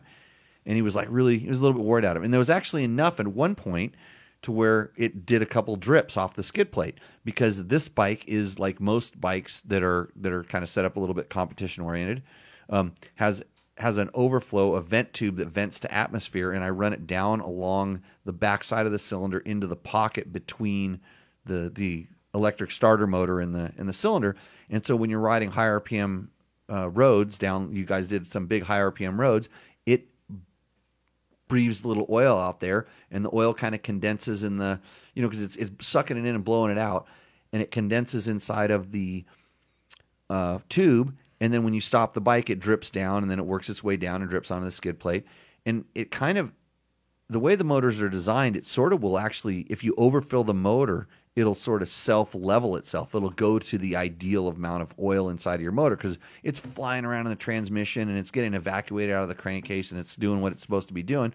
If you have a little bit too much, the pressure pushes it up and it kind of ends up staying up in this case, it actually, to get out of that motor, it has to go through the center of the spinning cam and then out through a breather tube and then out through this other breather tube. Usually it'd go into the back of your airbox boot and then pool up there. That's why RFS 4-strokes smoke a lot when you ride them down steep downhills. That was Shock failure. when the oil pools up in your airplane and it dumps out. Oh, well, that can happen too. Yeah, for some people that aren't very smart. So anyway, yeah, this one was probably filled a little bit high, and they rode down a 70-mile-an-hour dirt road for a little while, and so a little bit of oil spilled out. So he was really, really concerned about all the oil leaking. And the first thing I did is walked over, wiped the screen off, because that also weeped out of the oil. It weeps out just enough to kind of get a little covering dirt. So I wiped over there, looked at it, the oil was right in the middle of the line. I'm like, that's no big deal. I could replace all those seals for you in about an hour and put them all back in, and for the next 10 hours, it probably won't leak that much, and then it will start doing this again. This is just the nature of, the shafts are now a little bit worn, and the cases are a little bit worn. It weeps a little bit, but until you're actually losing a noticeable amount of oil, hell, my buddy Dave just rode from Tecate down to Cabo we call it Old Smoky. It's his 2012 KTM 500. Every time you fire it up, it makes a big puff of smoke, and he didn't ever add oil to it. He did one oil change halfway through the ride and called it good. So don't worry about this stuff. It's not important. Isn't that what I told you 100 hours ago? Yeah, it's still the same. It's looking like it's a little more. I would change out that. At this point, I mean, one. That's why I took the tank off. It's ordered. Right. Parts are ordered. Did you order them Rocky Mountain through our link? Absolutely right. Yeah. And those 4 screws. Yep. Yep. George is on it. But I can still ride it. I'll put the tank on and ride it. I'll keep Yeah. When it breaks after I told him to do this, he'll just have to sell it to me at a cheap rate. Okay, Logan, what do we got? Eric Hearn, Mama's dead. Oh, yeah. My Voyager Pro's ambient air temperature is all of a sudden reading hot, 247 degrees. It does normally read 10 to 15 degrees hot, probably from the radiator heat. Do you think the dock temp sensor is bad? I think you're radioactive. I think you're nuclear and you don't realize it. You could be literally ready to explode at any moment, and you should be careful. I would try. Yeah, I'm pretty sure there could be a bad sensor in there. I would try. Make sure you do the software update. I actually did all my units today. I software updated, and I think the last numbers on the software are 115. It was 050 was what I went to, but so there's a software update, and sometimes these little glitches can be fixed. Maybe you're reading in some sort of other degrees, like maybe you've got special. Who knows? And that maybe your sensor is sitting on something that's hot. Maybe it got pinched between like an electrical wire and it's running current through it. Who knows? And Bob's raising his hand because he knows how to fix electrical problems. The only I thought I caused it, but the only the pipe gets above 200 or 247 Right. degrees. Yeah, and those things are just hanging. They're on a little pigtail that's a couple inches long off of the dock. So I don't really know what would cause that because nothing else looks that awkward. Engine's only at 169, but your air temperature is 247 degrees. So something's wrong there. And I guarantee if you call up Trail Tech and if it's an issue, they'll probably take care of it. They seem to be really good with customer care on that kind of stuff. So good luck to you. John Jackson, at the Dakar Rally, will the tire rules be the same this year? This question's for me, Ricky. As is the transition to the digital route book going? The tire rule is actually we get one set of tires a day, so it'll be a little bit nicer for us. We won't have to go 2 days on one rear tire. And for the digital road book, that's going forward, but it's going forward really slowly. For the Dakar 22, we're not going to have digital. They're saying for 23 we might have digital, so until then we don't really know, but I think they're still working on it, and there's, some issues here and some issues there, and I'm sure by the time we race with it, they'll be fixed. Yeah, they can't. The organization can't provide something that's screwed up. Yeah. But the cars are already using digital, correct? Yeah, they don't have sunlight over their head in the cars though either. Yeah, Their unit's not hanging off the front of a motorcycle. Yeah, either. not getting bounced around as much. So you're still getting road books, all the road books in the morning though, right before the stage. Yeah, all the road books are in the morning. No speed limit for the bikes still, and one set of tires per day. So Kind of other than that, all the same. all the same, yeah. Did you get the road books only in the morning in Morocco also, or did you get them night before? No, we got them in the morning. Morning. Yep. So same rules and stuff like that. Yeah, So all and we have like new waypoints now, which are horrible. good. Are the Americans coming? Yeah, the Americans. The Americans are coming. The Americans are coming. Hey, Andrew got third. Get those shirts anywhere? Andrew Of got course, you third. can get those shirts anywhere, dude. RickyBrebeck.com. Yeah. Andrew got third in the Dubai stage today. Wait, that was Well, it was yesterday, but today. yeah. Something like that. We don't talk about racing. Shit, forgot. Damn it. Breaking your own rules. That's okay. We talked about Sorry. Sea to Sky for like 30 minutes. Yeah. That wasn't a race. That was a torture. A good what? A van, Oh. on camp. Maybe next week we're gonna have a new sponsor. A new sponsor for the vans No, yeah, well for the show, for the show. You can take rental vans. You can- Vancation Rentals. baby. Vacation rentals. Who's that? Just a van company. Do they have? They rent out vans, camp worthy Camp-worthy vans. So, vans. and can you put motorcycle in them? Yeah, you could put Yeah. So you could go to Glamis, goon it up in the van. yeah, you can, and it's got a shower. You could go to Pahrump. You could. What was that? You have that in your van now? Yeah, Yeah. Oh, I like to see that. And a cat. He's got it. And- It could come with a cat. My cat. freaking Selma, Jimmy's fat little cat. 50-50. Let's see. Yeah, dude, the cat's getting big. Let's see. Questions from. We got any more? One more. One more. KTM 390 Adventure. Brain Tonic Q. Whoa. Do that name again. I Tonic think Q. Tonic Q. Yeah, It's like actually, a- he nailed it. He nailed That's the it. best I got. Brain Tonique. It's here we go. You pronounce it, Logan. It's Baja Ha. Baja. Bah. My dear friend. Logan can't even say it. Bajaja. Baja. Oh, Bajaja. Baja. Bajaja. Yeah. I'm pretty sure it's Baja. That's but not even a question. no. No. It's No. a correction.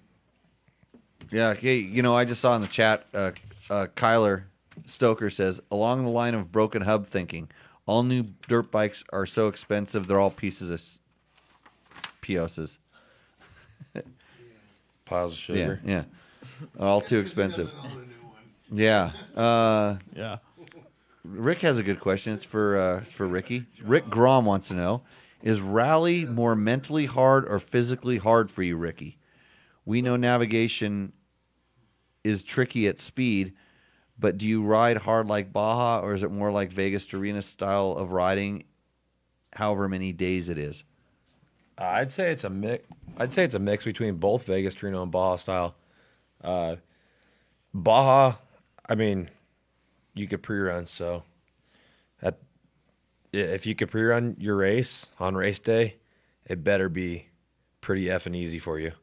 And Vegas, Then it's just how fast can you ride? how fast can you ride? And then Vegas to Reno is fast roads with last minute dangers, because you're going so fast. But definitely the mental side of things is hard after reading a road book, for 13 days. A lot of people don't understand, but once you're done reading the road book, when you're going home, you don't really realize how tired you are until you get on the plane and go home, when your brain starts to shut off. As far as like the fatigue for your body, there's days that are super difficult, and then there's days that are somewhat difficult. But I mean, we have a masseuse, like 2 masseuse people, so we get massages every day, and we take supplements, and we drink electrolytes, so we try to stay hydrated. So, but some days, I think you'd agree with me on this. Some days are like easy navigation, but hard riding. And net, you're the same tired as some days that are easy riding and hard navigation. You're just like this. It's just this level of kind of drained. Yeah, there's like a fine line, like if, some days you're going to be mentally fatigued, and then the other days you're going to be physically fatigued, and you have to find, the happy medium of where you could do both at 90% and make it 13 days. Yeah, but in Baja or Vegas to Reno, you never ride as slow as you do sometimes during rally. You would never go that slow in Baja or Vegas to Reno, except in a pit. I'd never go how slow. What do you mean? Like when you're really like gnarly navigation, trying to figure stuff out when it gets confusing. I mean, sometimes, yeah, we go a little bit slow, but also in Baja, you're going to go a little bit slow here or there. And same with Vegas Trino, you're going to go slow at times. And, Maybe in a pit. And sometimes at the rally, you're going slow for a little bit, but the average pace of a route is really fast. Yeah, the average pace of a rally is going to be your freaking average pace of Vegas Trino, and you're navigating. Yeah. And you're hoping you don't miss, but danger or something. It's super fast. But then there's these little tidbits of technical sections in rally where you could ride it faster if there was marks. If there were arrows on all the turns, you'd just be pinned. Yeah. But you're not pinned. You can't. There's your rocks. Brain, there's canyons. Yeah, your there's brain dunes. can't think that fast. Yeah. Yeah. So that's I think no matter what you do, like you're racing, you're going to push to the limit of whatever it is, and whether that's pushing your brain or your body or your bike. Well, then there's, your sleep schedule's jacked up. You have, like, for instance, I follow Jake Argybright on Instagram. Yeah. He went, he's in Dubai right now at his first rally ever. The second day, they had marathon stage, and I think he posted something on Instagram saying something about like the bivouac being loud and noisy. he said the bivouac noise is a real thing. Nothing worse than trying to sleep through people's generators all night, side-by-sides revving to the moon, and people trying to weld in race cars. And it's true. It's like you're in one confined space and you're trying to sleep as a motorcycle racer when you're waking up at 3 in the morning Yeah. or 2 in the morning. The Kamaz guys trying to break the lug Skid nuts plate, off. Yeah, yeah. break the lug nuts off in their truck with like giant sledgehammers. Yeah, and you can't just park wherever you want. You're assigned certain spots, so it's like you either get shafted or you get lucky. And if you get shafted, you're next to a car team that's working until 7 in the morning, and your sleep schedule is like it's tough. You know, there's a lot out there it's not just sleeping in a hotel room. And on this one's it's mattress pad and sleeping bag on the ground, right, on a rug. They put you in like the little bivouac tents, or do you go sleep where the food area is? Where do you guys sleep on marathon stages now, or do you still sleep this in your year- tents? This year we have to go bring our own tent and sleeping bag. Oh, really? Yeah. Getting back to the old days. I only had to Yeah. do that for like 20 days in a row. Wow. Really? You can't sleep in the motorhome? You have to put it on the bike with you? No, they'll transport your We stuff have to put it in the morning in a bag. in a bag. Yeah, they give you a little sack. You're not sleeping in a motorhome. No, most- we sleep in a motorhome. Most of the time they sleep in motorhomes. We got any other questions over there? Yeah, we do. But should we do Rooster Endo? Oh, Well, like a commercial break in Rooster Endo? let's do a commercial break. Yeah. I need to get a water. Definitely. Okay. All right. I need to go See to you bed. guys in Jimmy's 3 working minutes. us too hard. Since 2009, Seat Concepts has been dedicated to making the best aftermarket seats. More comfort, more grip, more riding. For 10 years, we've continued to raise the bar. Innovation and American craftsmanship make Seat Concepts the world-leading manufacturer of power sports seats.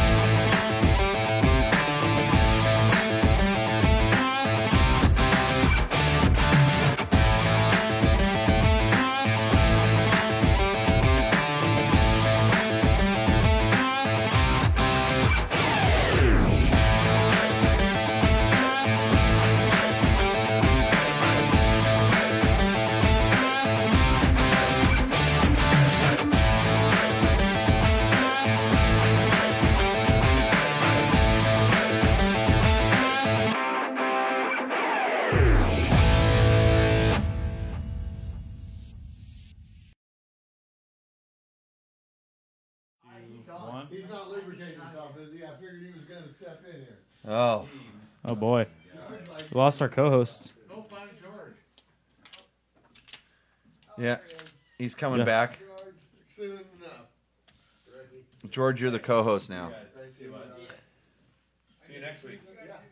Are we live again? Yeah, no, we're live again. Yeah. Show starts. Yeah. Seems what happens here. You take a commercial break and all the co-hosts leave. Right. They think the show's over. They're not used to this new commercial break thing.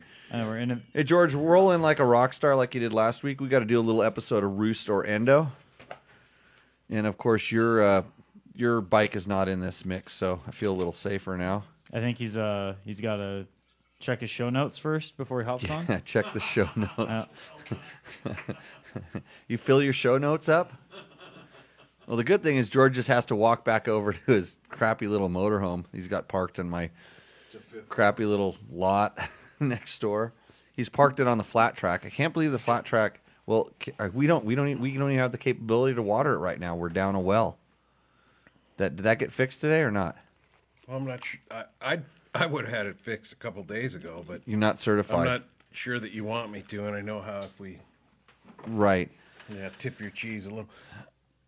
We didn't get my question to you and Ricky. What was that? I had a question for you two. Well, I can answer it. What Okay. was it? Oh, the two of us. Okay, ask it right now. He's just right over there. He can yell like you do all the time. So, if you're a successful motorsports celebrity, is it required or cool to keep your little boy name? My question is for James and Richard. Yeah.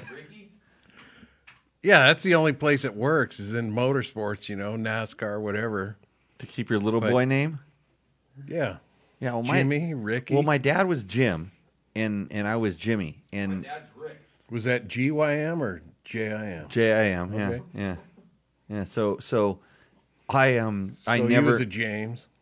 So we were both Jameses, but he was Jim and I was Jimmy, and so it was like because we was always around when I was racing and stuff for the longest time. If you said Jim, you meant him, and it was Jimmy, it was me, and I never switched. I'm not like You never switched. I'm not like my cat that you can just change its name and it could give a shit. But like- no, it just works in motorsports. Jimmy, Ricky, Bobby, Ricky, Bobby. I never it thought just he said. works. Did you ever think about changing your name, Ricky? You want to be Rick? You're good. You're just Ricky. Your dad's Yeah, Ricky Jimmy. too, right? If somebody Rick? says if somebody sends Jim, it'd be as good as calling me Matt. Like I just wouldn't look. It doesn't. It's not the right word. I don't know that I'm different because I'm a Jimmy as opposed So to Matt's Jim. kind of the brains of this organization right here. If he wants to be successful in motorsports, maybe he needs to be Matty. Keep telling him that. Right? Well, whatever. he Matty is strictly prohibited. No, Strictly prohibited. Strictly depends what you For want to do. prohibit. I can't pronounce that word apparently. But I yeah. digress. Yeah. Where are we starting? Up here? Or down? Whichever one you want, you just grab them because the best thing is Maddie over there is going to have a hard time boy. figuring out which Oh no. which one it is. So what you do is Vietnam you give me flashbacks the with that give one. me I the gotta look, picture. too. Don't snatch from me. Just me. Give me the picture Oh. and say whose name I it see is. something here that calls my attention. Okay, Dennis McCarthy, Okay. 2017 450 EXC, 6 days. So it's got the orange triple clamp and all the bling bling. Right. I have one of these. Mostly stock and packed up for a Mine's from 3-day ride. 3-day Portugal. ride. That's cool. Yeah, that's good. That's the whole spiel. But there's a big butt there right above his gas tank. Well, it's a tank bag, which a great way to carry extra shit, but horrible if you ever want to try to maneuver your motorcycle without invading your personal space. His 3-day ride, is this up on the screen right now? Yep. The track. That's can see good. it. Yeah, so his 3-day ride involves a stock gas tank. That's a lot of stops at gas stations, I think. But he's got all the stuff. 3-day ride, maybe a 3-night camping trip, and maybe just a ride and camping for 3 days. Maybe he's got gas in that tank bag. I don't know. He's got the front fender bag, the tank bag. He's got the Moscow side bags and the topper on the back. That's loaded. I wonder, how much would it take in sponsorship money for like a Ricky Brayback to take a tank bag and put it on your rally bike for Dakar? What kind of money would that take? And is there any tank bag manufacturers out there that will want to step up to the plate? It's a mess. It's a mean. I already tried to get him sponsored by Climb tonight, so don't you try to cut into my. Let me work on my deals first here. You go easy there. My agents are both on the show tonight. Agents are both watching you. No, they're both on the show right now. Oh, Okay. they're both on the show. Yeah, Yeah, they are. Yeah. You have agents? And it does now. It just got signed up. Well, actually, you guys sponsored me, so like we're all kind of in this together now. We're all partners. I gotta get a logo made for next week. Oh, we didn't get your $30 or $40? Next week you will Well, we talked about the whole branding thing earlier. Ricky's got all the talent, all the, followers, all this stuff. Right. And everything. I got nothing. I have no talent, no skills, anything. But I have a brand, and it's taking. I think my brand goes farther than RickyBarbeck.com. It goes your brand goes just as far as your wallet will take it. So, back to the bike. Back to what's our friend's name here? Dennis McCarthy. Dennis McCarthy. 17 450 EXC 6 days. I have a 500 EXCF. Right. And he has that was the one with the weep. Mostly stock, packed up for. I give a lot of respect for packed up for 3-day ride. Yeah. He's got Moscow Gear, who doesn't sponsor you, but I like their gear a lot. Yeah, Moscow I mean does they good seem like stuff. they It's seem a little like heavy. it seems like they make okay stuff. I don't have any experience with it. They tried to buy Heather. They tried to buy her off. It's good stuff. Yeah, she wouldn't go. I've got every piece that they ever made. She wanted you do? Pretty much. Yeah. Oh, you mean like bags and stuff? Yeah. Yeah. So I think. Well, let's see. But he's packed for a 3-day ride. That's got to carry some creds. You know what's funny is I see through all of this. I see it looks like a seat concept seat. Oh, If I look closely, I'm gonna. It looks, that is. I'm gonna enhance. It looks like it. It really does look like the. You're gonna pin it up there on the Well, roof you're side. just a shill. I know. That is a seat concept seat. Yeah, it's the suede it's one. the suede one. Those are my favorite. He should get the taller one because it's more comfortable. But that's a good seat. He's got it's the a good Moscow. I think these are 40-liter bags. bike. It doesn't matter. He's going And for a 3 giant days. loop tank Here, bag. just you don't get to talk about it. Pin it up there and get me another bike. We're trying to get through this show before tomorrow. Other way, yeah. It goes up there on the roof side. Audience. Yeah, you can't hear the audience. Just put it wherever it needs to go. Yeah, so I give him lots of street creds for at least he's riding it for 3 days. We thought That's good. Oh, it's funny. I thought I heard a bike going. That's the neighbor that rides the cruiser in and out here because I heard it going chuff, chuff, chuff. And I'm like, who's riding Ricky's bike around? Next question. What do we got here? Oh, I see that. you will. It's like the bike you just sold. No, I didn't sell one of these. I have one of these. Well, actually, Heather won't let me sell it. Kyle Thorburn, 2000 XR 650R in good nick. So this guy's Nick. That's a, British or Australian? Good nick with the following tweaks. HRC exhaust tip. So that's friendly, huh? That's actually it's just a kind of a more freer flowing spark arrestor on the tail. Desnorkeled uni-air filter. Fluidine radiators. Temp gauge rad cap. RC high bend fat bars with handguards, stainless brake lines, skid plate. But he doesn't say what kind. It's Skid okay. plate's pretty broad. Skid plate, yeah. Anyway, shark fin. Right? Pneumatic rack with toolkit. So what's that? I think Is it's that on just the tail or is it's it it's underneath? the tail rack on the back. CRG blindside mirror. That's probably that little thing. Double Take makes one just like it, but yeah, Garmin GPS. should have a Trail Tech. A Cherby headlight with 55-watt bulb mod. That's nice, but that's in today's technology. That's pretty low light. That's candle. Candlelight, That's two candles. Up two front. candles up front. Yeah, he went from 135 to a 255. Got it? Gripper seat cover. Stock rear spring works nice for my size. 6 foot 170 with gear. Skinny dude. Though I upgraded the fork to some .44 race tech springs. Mm-hmm. Stock headers make nice torque, and the HRC tip doesn't need to be repacked. Smiley face. Yep. Rocking the Equilibrium tire after reading the dirt bike test review. That should be a bell. This thing was kind of funny because it started sliding down the scale, And that just bumped it up. It just definitely got bumped up there. That was probably a flick, not a bump. That's a Kenda Equilibrium there. What's he got on the front? Because it doesn't look like a Kenda to me. Coming from ripping Trackmasters, Oh, Wait, hold on. Yeah. And Parker DTs over the years, and am stoked. So I guess he's pretty he's happy with the Equilibrium. yeah, he's a Kenda guy on the back at least. Which I thought that was pretty funny because, on the sand track in the school and everything, most of the bikes, the instructors or everybody was on were like the Equilibrium in the sand. Yeah, And, they work fine. yeah, it's like, bring on a paddle tire? No. Right. Ride on an even spread of wide open logging roads down to single track and pleased with the added traction on the route and rock at 150 at less than 15 psi. So a lot of that last part was just about the tire, equilibrium. He's yeah. really hard. He's really proud of that, Yeah. which is cool. Tire's good. Unfortunately, you have to kickstart this beast. You can look at it here. You have to kick. I'll put the pin in it for you there. You have to kickstart that beast. That is the worst thing about that bike. I'm gonna. You know what? He didn't mention that he painted the side covers black.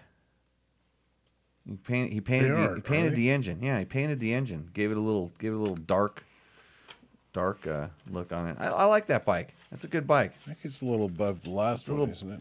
No, it's Or was the last well, one? yeah, no, it's about the same. Equal to? Yeah, equal to, close to it. Okay. You want another? Did you pull it? Yeah, Christopher Hyson. Want me to read it? I just looked at the length of the list. You know what we're gonna do next time? Yeah. You know what we're gonna do, Matt? What we're going to do? Besides put the pictures on the show upside down. I don't know what OBS is doing. It I'm just started doing going to that. tell you in a few minutes what we're going to do next time. Okay. But I Don't was trouble yourself with I was thinking you'll let me look at the picture for like 20 seconds, and I'll make the list. And I'll guess. Okay. I'll guess the parts. We'll just play guess what those parts are. So this first one you'd probably miss. this catalog queen. Yes. This You is throw the book at it. this guy went to takomoto.co. That's .com. Takomoto.co. And there's a button. It's kind of a secret button you can find in there where it's like buy all. You do not have to click the individual things you want. You just put buy all. And then you get everything. And I'm pretty sure that this has I'm looking for some stock parts on it. I mean, there's the frame, and then there's the center part of the engine, but everything else, he's got all the things. He even has that front brake. The rotor disc guard. front disc Yeah. rotor protector. Yeah, Which, yeah. The theme of those just popping up out of nowhere continues. Where we suddenly just no, I feel like we've gotten one every show for the last. well, few when shows you click buy everything, that comes. Right. It's part of the thing. You just get it, and you go, oh, what do I do with this? Well, you put it on. I hear it's actually special. They throw it in for free. Didn't we talk Promotional. about this? You should have like the Jimmy Lewis package. And it's a couple grand worth of this, and you pop these little accessories on. And No, because it'd be right for Jimmy Lewis and not for everybody else. But this is marketing. Oh, okay, good. So anyway, back to Christopher Hyson's bike. George does know how to build a brand. We should listen to him. But he does not say what it even is. I'm going to tell you what it is. It's a KTM 500 or 450, 6 days, 2000 and when's the orange frame? I think it's a 21. When's the orange frame? 21? Did they go to orange 20? Don't ask I don't me. know. Who knows? But I don't know. It doesn't He matter. doesn't say where it is, so we should just erase it, delete. Hit the delete key. It's got a. He threw the catalog at it, but he doesn't even say what it is. It could be Yamaha. It's not. So anyway, let me go down the list. Athena Get with Wi-Fi and traction control. All the things. Yoshimura RS12 Twin Air Power Flow Kit, desmogged and carbon canister swap for KTM coolant overflow. So he's boiling the radiators a lot. He has to have a catch tank for his overflow. It's not because he has a Recluse clutch in it. Anyway, Does there a Recluse a clutch in Chirby 3.1 black tank, so you can't see how much fuel's in there. A Chirby hand and frame guards, okay. ET Racing Dual 8 headlight, not sure You familiar with that one? Mm-mm. Okay. 7602 racing disc guards front and rear. Also the 7602 adjustable brake pedal tip. That can actually be a good thing. The adjustable brake, yeah. So you can move it to different. I think it moves forward and backwards. So if you have like a larger foot. Okay, KTM alloy shift lever tip. So I'm not familiar with that particular deal, but Fastway Evo pegs, Recluse CX clutch. I think that's their full boat. Mm-hmm. Recluse clutch. Ox Hydra left-hand rear brake. Okay. Oh, yeah. Bulletproof swing arm chain block guard. Polysport swing arm guard and number plate guard. Do you know what that is? The swing arm guard is like a plastic cover that goes over the swing arm so it doesn't get scratched. And the number plate guard, I'm not totally familiar with it, although I think it goes down and kind of covers up the pipe, like down below the exhaust where it kind of would burn the back part of your boot. If you hung on, if you had, BRP sub mount with Scott's damper, which I think BRP is a standard. They work with Scott's, right? Correct. That's their deal. Taco Slim headlight switch. Okay. Voyager Pro with aluminum case on angle wedge on the stout mount bar clamps. You familiar with stout mount? No. Okay. There's more, but his thumb's tired. Okay, Christopher, what bike is this on? And his wallet's empty. Since we really don't know, I guarantee you. Since we don't know what I guarantee you his wallet is not empty. There's more. Should I try to get some for my riding school? But first, yeah. Should I try to get him out to my riding school? Christopher, come out here and come to the school. Make sure you're known. But first buy an Aero Stitch one-piece suit. No. And come out and make yourself known, and we'll get you trained up. I'll tell you what. I'm pretty sure he's proud of that bike. He's got a lot of stuff on it. I'll challenge him to a drag race on the Husaberg 570, and if he can beat me, he can get the class for free. Up the Rock Hill. It doesn't say where. Like, if anybody on a single cylinder bike wants to drag race me on the Husaberg 570, you got to take the class, and at the end of the class I'll refund your money if you can beat me in a drag race. I get to choose the location. That's loaded. Hey, were you at the class where the one guy blew me off on the gravel uphill? We had to go 2 out of 3, and he still beat me the second time. Really? Actually, I beat him once. Yeah, I think I was there. Yeah, no, I was really blown away. I mean, but he got. I don't want to say he got lucky. I don't like to make excuses or anything like this. But I got my ass handed to me. I thought for sure I would just blow this guy's doors off, and I didn't. Was this a student or just a No, it was local? a student. It was a student, and he was one of those guys that just was constantly doing everything too fast. And so I wanted to show him how too fast isn't that good, and he was actually really good at going too fast. He went faster than me. Because what I actually do is I tried to get traction in the beginning, right? And he just dropped the throttle and just hammer. And I tried to get traction and accelerate up the hill. Yeah. And I figured that there's no way he was going to be able to survive going up the hill, and he barely did. But he got going so fast that most of the things that he hit, he had enough momentum to just keep going straight. Where I actually had a nice smooth drive up the hill, but both times, no, actually 2 out of 3, he got me on the last one. But were you at the class where Jimmy was out in the lake bed doing the stoppie and just fucking flops the thing over on him? Belly flop. Killed himself. And broke a rib. Had to leave. No, So I finished the class. No, you didn't. I finished the class that day. I did not. I didn't. You left. I didn't really participate the next day. No, didn't really. But anyway, No, so no, those I things don't- happen. But I don't remember that. where do you know your limits? How do I know my limits? I mean, that's how you find them out, I guess. I'm not going there. No, I hopped on a bike that wasn't mine because the guy said, "Hey, can you do nose wheelies on a Recluse clutch?" Paul Neff had already fooled around with the front brake. No, it was Oh, you I forgot think it was your a, excuses I think it was already. I think it was a rental bike that the guy had big hands and so the front brake is out No, there. that was a Paul bike. It was Paul's bike? Yeah. It was the one Paul See, was you riding. forgot your excuses. All I know is I got on a bike and they asked if I could do it, and I kind of just said, yeah, you can kind of do it, and I did a couple of them, and I was kind of being aware of, okay, this brake isn't where I want it, the way I was activating it, And then I just sort of lost track of it, and I decided, I'm going to do another one. And I turned around and just went back as if I was on my own bike and grabbed the brake like it was my own bike, and that thing just stood up and just Hucked you. right over the front, and then landed on me for good measure. So yeah, it happens.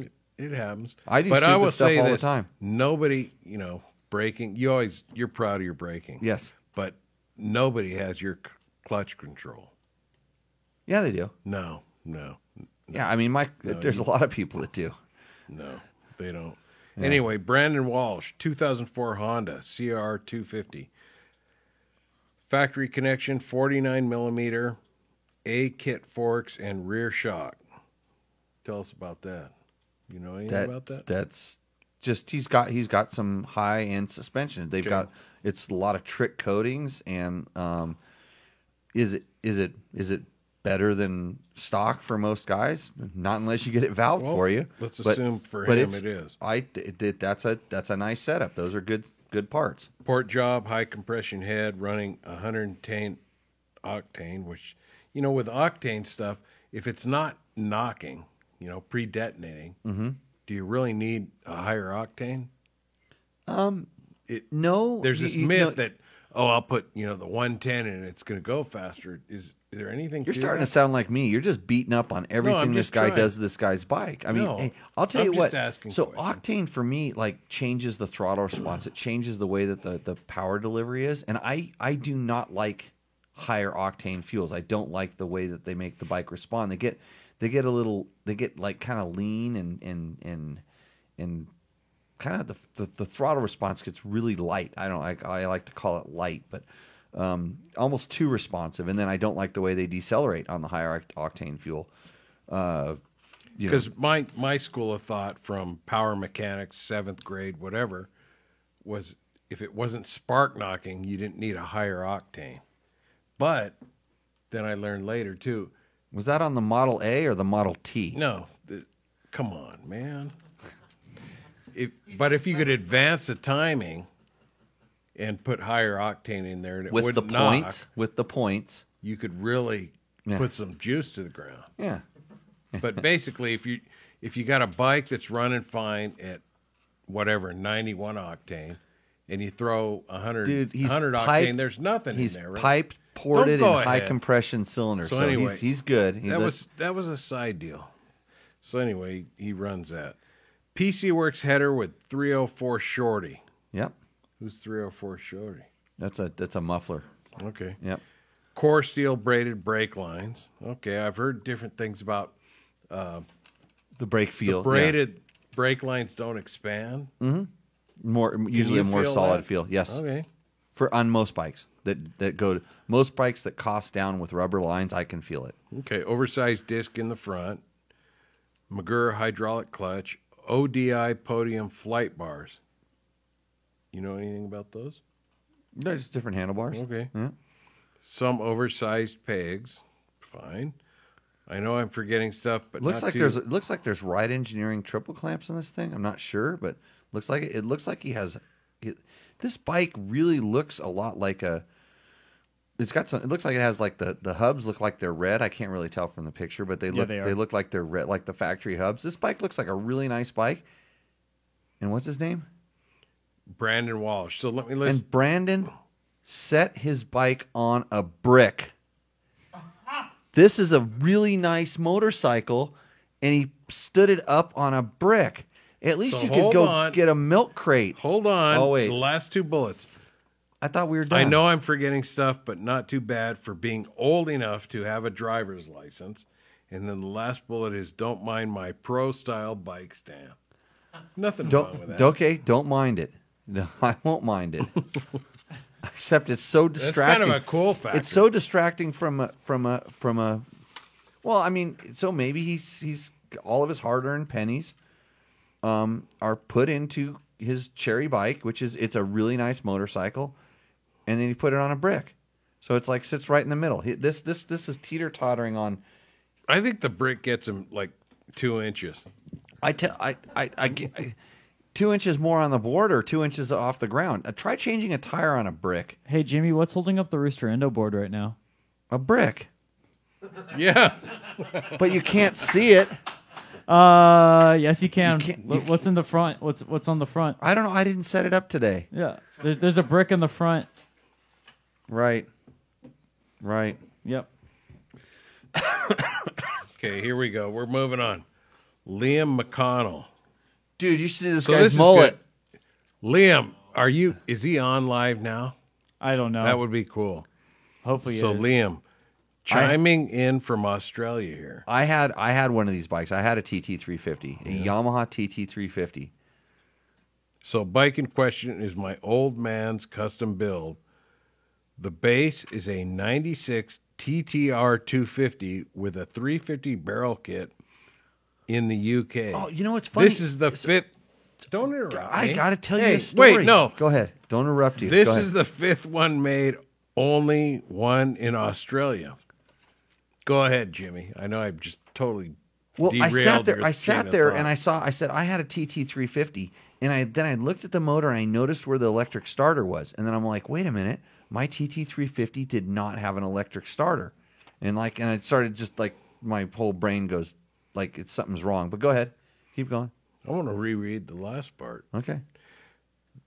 The base is a 96 TTR 250 with a 350 barrel kit in the UK. This is the fifth one made, only one in Australia. So this is a one-off bike, kind of. It's the only one in Australia. Okay, typically runs TTR 600 forks, but has DRZ forks in the picture, which are capable, right? Yeah, it was a good fork back then. Okay, stain tuned muffler, custom header pipe, custom made B&B off-road bash plate, homemade steg pegs. What are the steg pegs? Those are the gripper things for Yeah. they're kind of underneath the back part of the side panel, so you don't fall off the motorcycle when you're riding. So I'm liking this bike. Custom made headlight bracketry. So he had to mount the headlight and make his own stuff. There's a work. lot of custom stuff on this bike. And has all been adjusted to accommodate a 1986 TT plastics and tank with a custom homemade seat. That's why that's what's so deceiving about it, because it has the TT250 did not have this look. Somebody really went to a lot of effort to make a clean mediocre motorcycle. So it said, last bullet.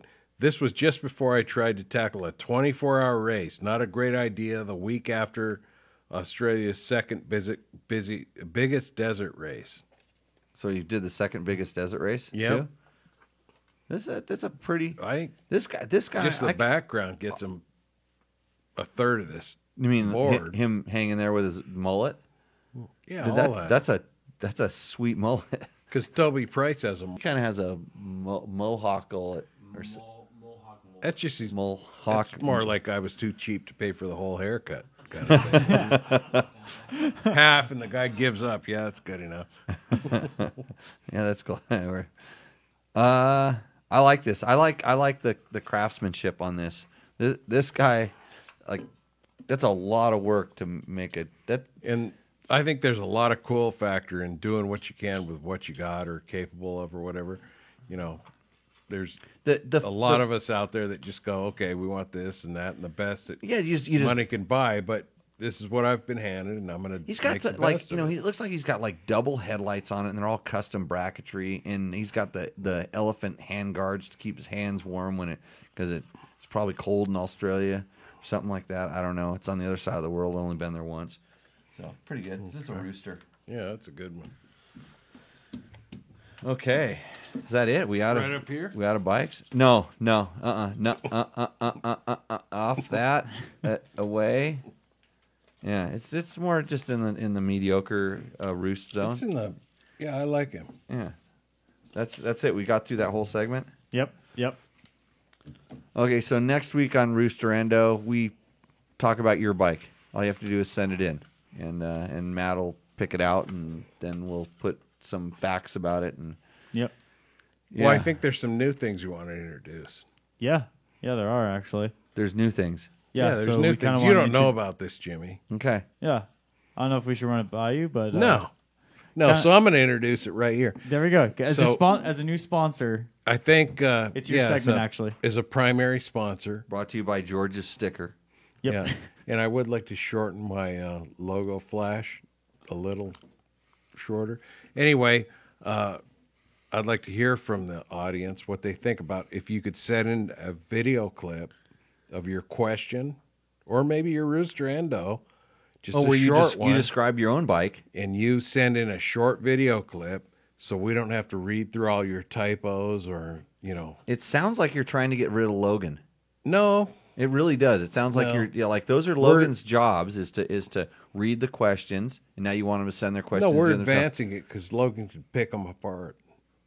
Well, really, we'll let Logan talk. We'll let Logan just free form tease them. Okay. But yeah, send in your video clips at matt@jimmylewisoffroad.com and, keep them short, or it better be real funny to keep our attention to see if it makes a cut.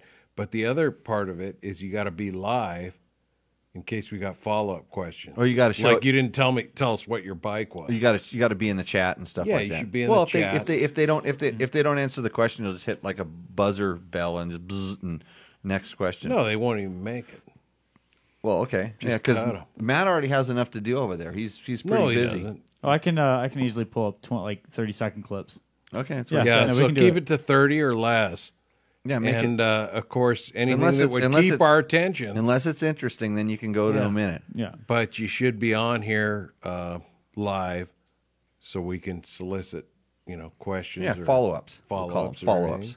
And then what else were we doing? Do we ever find out where that whether the guy with the KTM 200 was in there, and did he know whether his head gasket was leaking or it was a gasket? Did he ever come back with that? I did not see him pop back up in the chat. Did the person with the YZ 144 that blew up, did they ever respond? Yeah, there was actually some Chitter talk chatter going- about it? Yeah, they're talking about it, trying to figure out if the air filter got too plugged up.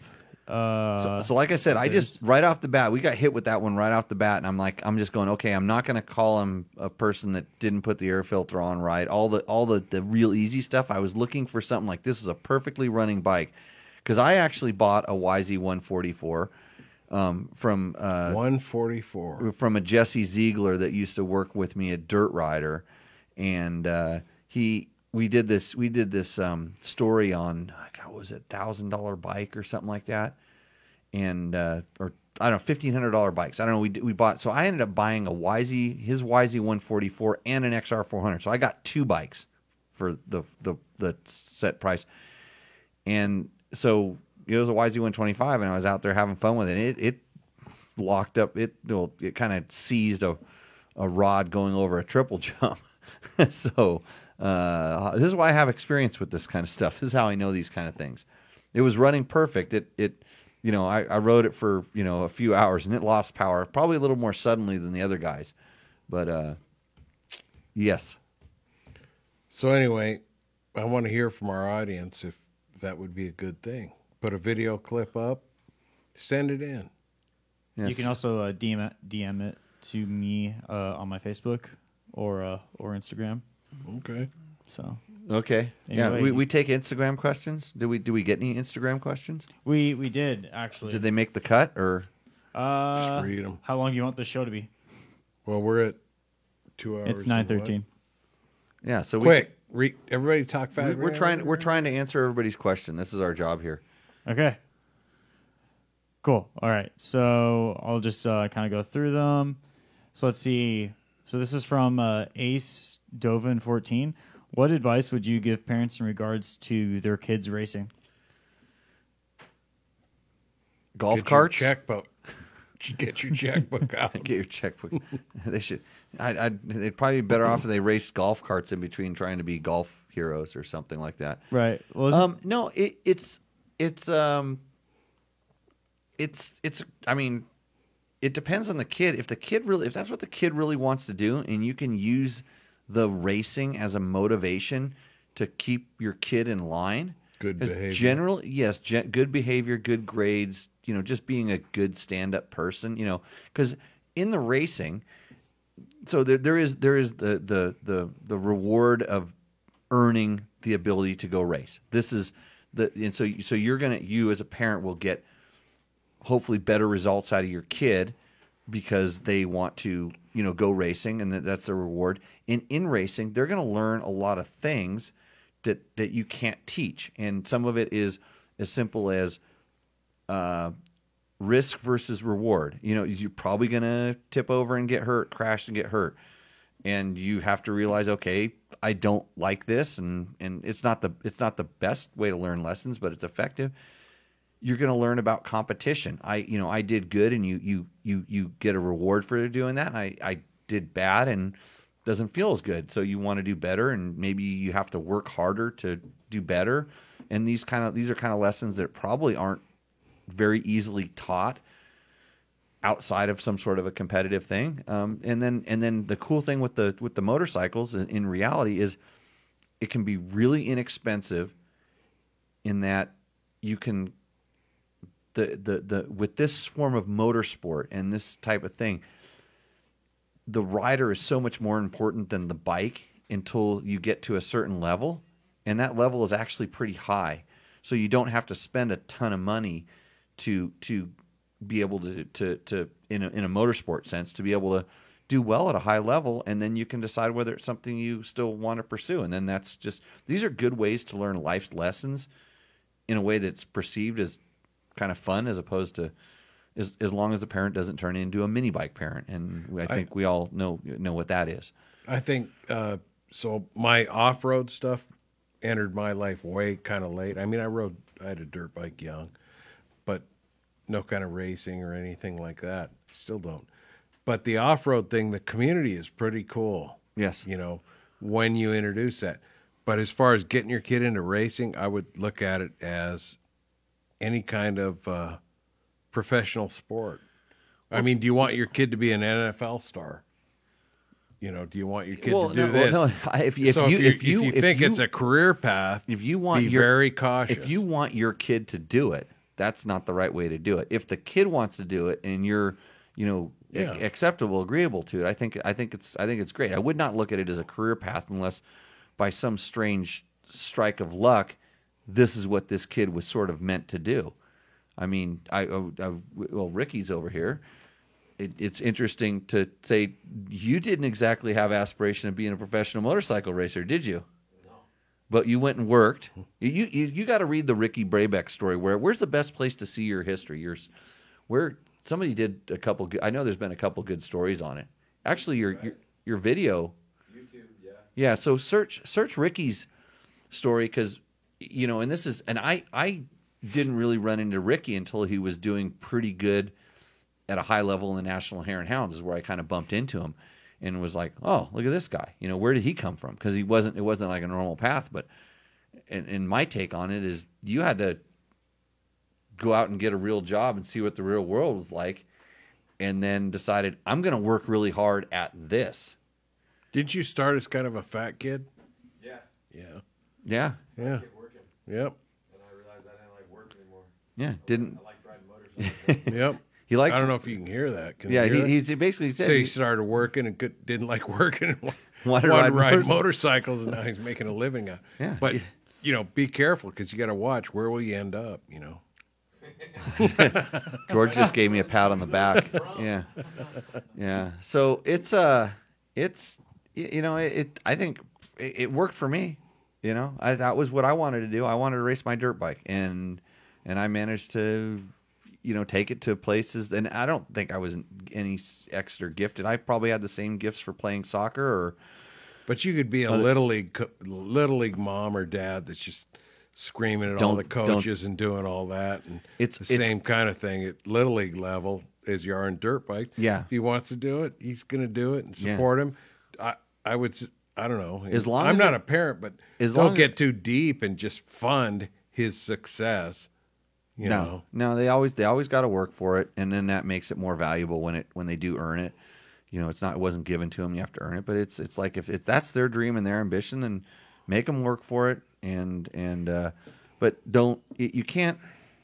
I don't know the exact words for it, but it's you can't hinge everything on the outward success. It's like, how is this? Is it helping the family? Is it helping the growth of the kid? Is it making them just an overall better person?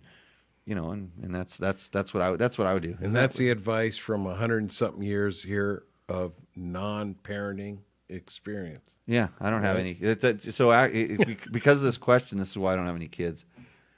I thought you ate them. Right. When didn't you eat them when their bones were soft? No. I'd be the mini bike parent probably or something like that. I don't know what I'd be. You see me how I treat. No, I know how you are with me, and I'm like I have a cat and I waterboarded it 5 today or 'cause it 7 came in the years house. older than him, and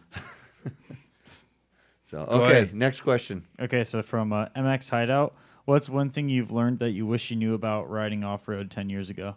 I wish I would have come this and is taken. for me. No, it's for I me. no, for everyone. I have the same answer. 10 years ago, I wish I took Jimmy Lewis's class a long time ago, because Yeah. I wish I it's taught just made my world better. I wish I taught myself what I know now when I thought I knew this, because I would have been way better at everything I did riding. 10, Well, you said 15, that once. 20 You years said, ago. when I was I had to. Teach, I was racing, but I really didn't still figure it out until Well, it's like later. until I rode a twin cylinder rally bike and I realized, like, God, I was doing so much stuff wrong because all of a sudden the bike, I couldn't muscle the bike around. I'm not a big guy to begin with, but I was muscling a motorcycle around. I realized how much faster I could go with finesse.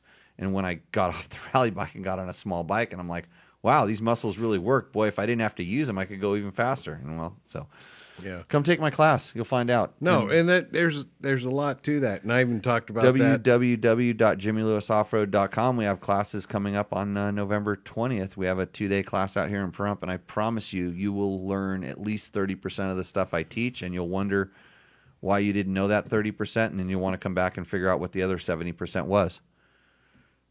And you can get off to a safe introduction to the sport with a beginner class. Yeah, Matt can teach you a beginner class. Send us an email. But no, I was telling that story, and I'm sure you heard it, Matt, when we were on our tour Monday. So we had a little tour, but Monday with a couple of classmates that have done it before. Anyway, we took them on a little ride, and we were talking about it. And I said, yeah, I said, Jimmy's training has just changed my world, as far as I'm not a racer, although next week I'll bring my medal in because it dwarfs these little ISDA Gold medals? things. Yeah. Yeah. I have a You can gold buy those things on Amazon and stuff, too, if you want Yeah, some. it looks like it, Anyway, I'll bring in my gold medal and talk about that. But no, Are you going to be here next week? I don't know. You don't I know? don't know what I got. If I Yeah, get a better- the weeds will probably, if it rains out here, the weeds will start growing, and I need you to But stick no, around because anyway, I can't get any of the kids to Jimmy help me Lewis out. training just changed my world as far as just putting along, doing my trail Hey, have riding we- stuff. have we done a safer, better- faster, Have we done a Better Rider podcast with him yet? That should be on the agenda. Yeah, we should get that Betta? done. Is that BETTA? Better, BETTER, Better Rider. No, I think it should be TTA. But anyway, no. Next Instagram question. See, he gets uncomfortable because I'm truly thankful for what I've learned from He's going to want to put his arm around me and hug. No, I say- won't. I wouldn't do that. Might have to switch scenes when you guys start kissing here. All right. So from Ro Ant Frez, I don't know. It's You it's sound a- like me pronouncing a name. Yeah, exactly. So how? I think this is actually meant for Ricky. How much does your works bike weigh? Whatever the weight limit is for that 450 class and rally now, it's 1 pound over it. That's what it weighs. So look at the specs, and it'll be 1 pound more than the rule. It's like Right. 350, and then put Ricky on. It's just add 230 or something. All right. Cool. That's it? We have some chat, some questions from the chat from earlier. Okay. So let's see. If you're wondering how this whole stupid shit show of a program works, we do this live every Tuesday night on YouTube and Facebook and all this stuff like that. People blow into town and just come into the audience. Right? No, you can't come here. It's like you can no, we're not. No, There was live- a guy trying to engage you. How do we get on the show? How do we get in the audience? It's like Ellen. You got to give him an iPad or something. Oh, really? Yeah, no, I hear this. I think people think they can just grab a bottle of tequila no, and a they're in pizza the and show audience. up. They win prizes and stuff. Let's just do like they did during the pandemic and put a bunch of fake like cardboard cutouts and stuff on the wall, and then we'll just pretend. It's like next thing you know, people are going to want to go riding with me, and I've already told everybody there's like 3 people I in the do world. not ride with you. I know you're smart. Period. Yeah. You know. Ricky won't even ride with me. We ever going to go trail riding, Ricky? Me and you? Tomorrow. No, that's rally road book training. Well, it's going to turn into trail riding, probably. It could. You know what? It depends on how good those books are. Ricky's moving on. When he's done with motorcycles, he's going to go for the side by side thing. He should. Hey, if you do He just King did it. King of the Hammers, I want to drive the rocks. I already told this to your girlfriend This too. motorcycle thing's just a casual whim for him. You know. So okay, there was question. So anyway, I was explaining how you can answer questions of the show. So we do the show live. Believe it or not, this is not rehearsed, practiced, Oh, this and or is all edited. Scripted bullshit. Yeah, I know. That's what all these You know, scripts are Is there- back we can here. tell Do it's you not really scripted. not know that? So you can join us live and ask the questions. We always put out a question feeler, usually on Facebook for sure, sometimes on Instagram. You can put your questions there, then you just never know when they're going to get answered on the show. Typically, we take the Facebook questions and answer them first. If you're listening to this in some sort of a podcast, you can always send us an email over at Dirt Bike Test. We pick those up and chuck them into the show. Talk in the chat room. We have a chat room that's going live. There's Now lots we're of taking videos. discussions. Send Yeah. them to Matt at jimmylewis.com. Jimmy Lewis and engage your Off-Road. friends. Invite all your friends to watch you. JimmyLewisOffroad.com. Because your video is going to be on the show saying, all this foreign stuff. they'll be going, The bigger we're going to grow and have a real production room or whatever. This is a Well, no, real. we're gonna have- No, we're we gonna built have that. audience, though. That was built 2 years ago, Well, but we're not there. We'll do like live audience things someplace. But sometime. yeah, send in some video clips and see how it goes. Hopefully, you're live to answer any quick questions. Hopefully, you engage your friends. we and do stuff. bar mitzvahs. Yeah, live Quinceaneras. quinceanera. Yeah, or just any beer party that you have. Matt, next care. question. I'll All ramble another 2 hours on this. I don't care. Oh, okay. So we'll do Dirty Doyle, the guy with the YZ144. Okay. Are Yamahas as reliable as KTM's? Because my Husky 300 has 600 hours on it with 0 hiccups. Okay, so our Wits Yamahas Yeah, are they reliable? What's his What's Yamaha wrong? he's Is real- comparing it to? is the Yamaha. Hold on, let me. So is the Yamaha as reliable? I am of the impression that this is me from my experience and all this time that Hondas, Yamahas, KTM's, Huskies, because they're the same. You know, anything that KTM is making, Hondas, Yamahas, and then KTM built products seem to be the most reliable stuff. Just when we're just talking globally, you can pick out a certain model on each one of those, and you can find ones that had little hiccups and stuff like that.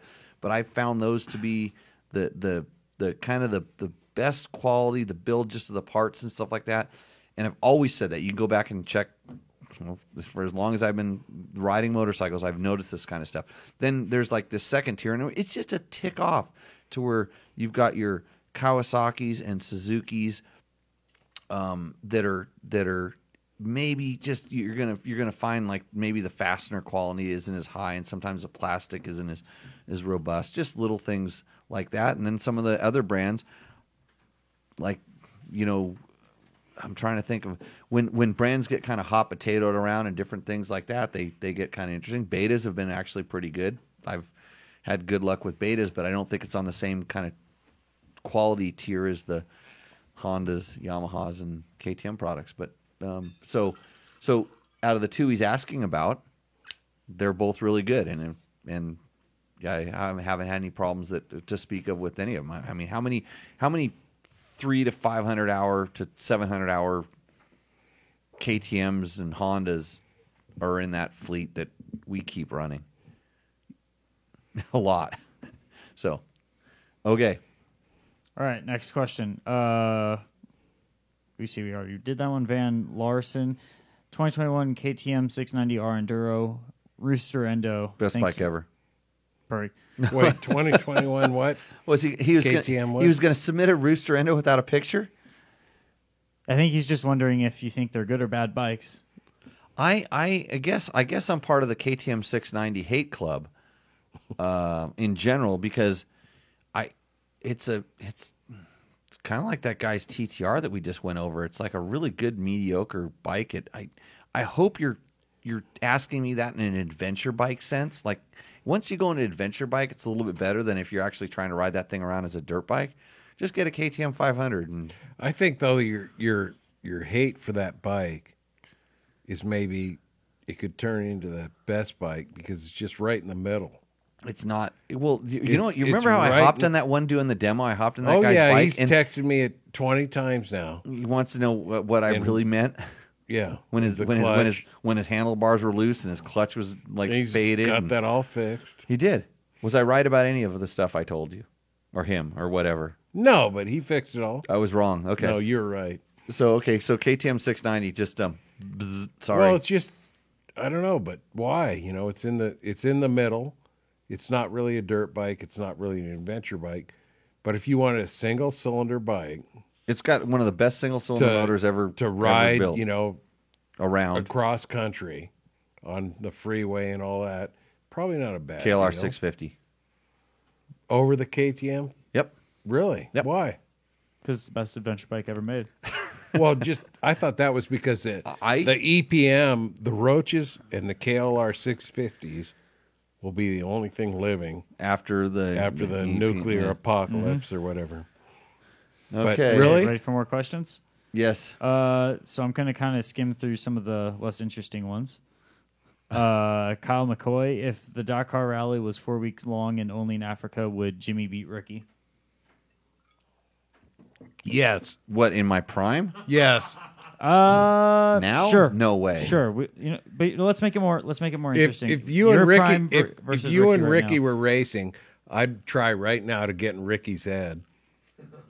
I Oh. would just Oh, a I know, flu bar because my loyalties. To I'd you. have no problem getting into his head. But yeah, we get into his head and mess it up. But I think the longer the race, the better chances I stand. I'm fully.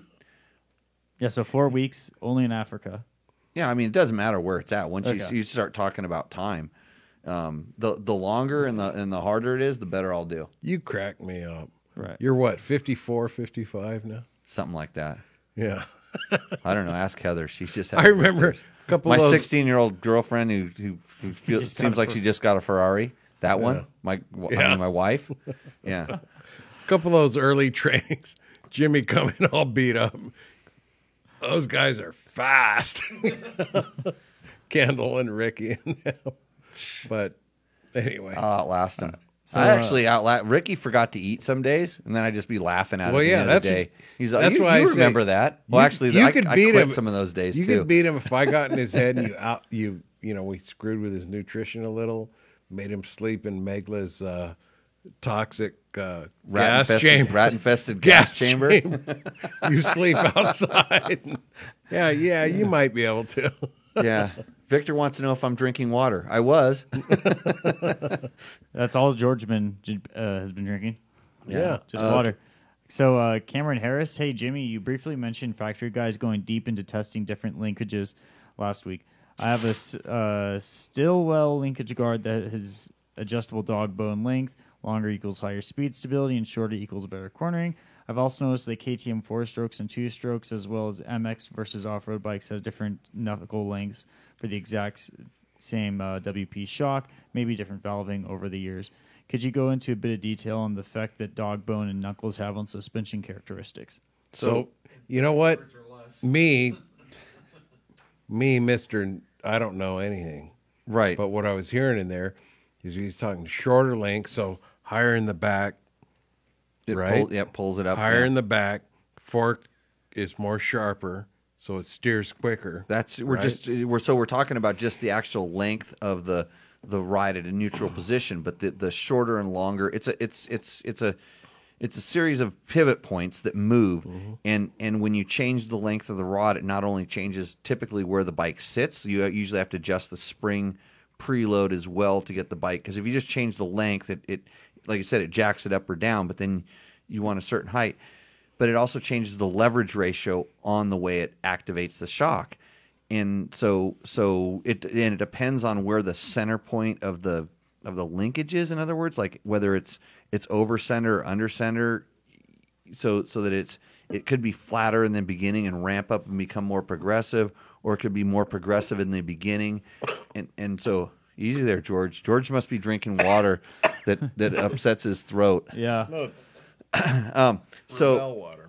Rebel water. So there's all kinds of stuff you can do with the linkage, and that's the advantage of it for tuning, and based on when they want bikes to kind of like squat into a certain part of the stroke and hold up, or become more progressive, for bottoming resistance, or less progressive for a more consistent shock feel. There's all kinds of stuff that goes on there, but it's funny when I see people going to different linkages and whatever, it's generally because they read something in a magazine, or, someone said that this is, they heard that this guy was running that linkage. But when you test that stuff at a high level, it does make a difference. But you should, I think, before they're going to go to the effort to have you test a different, knuckle, or linkage pull arms, that you would be requesting a certain type of performance.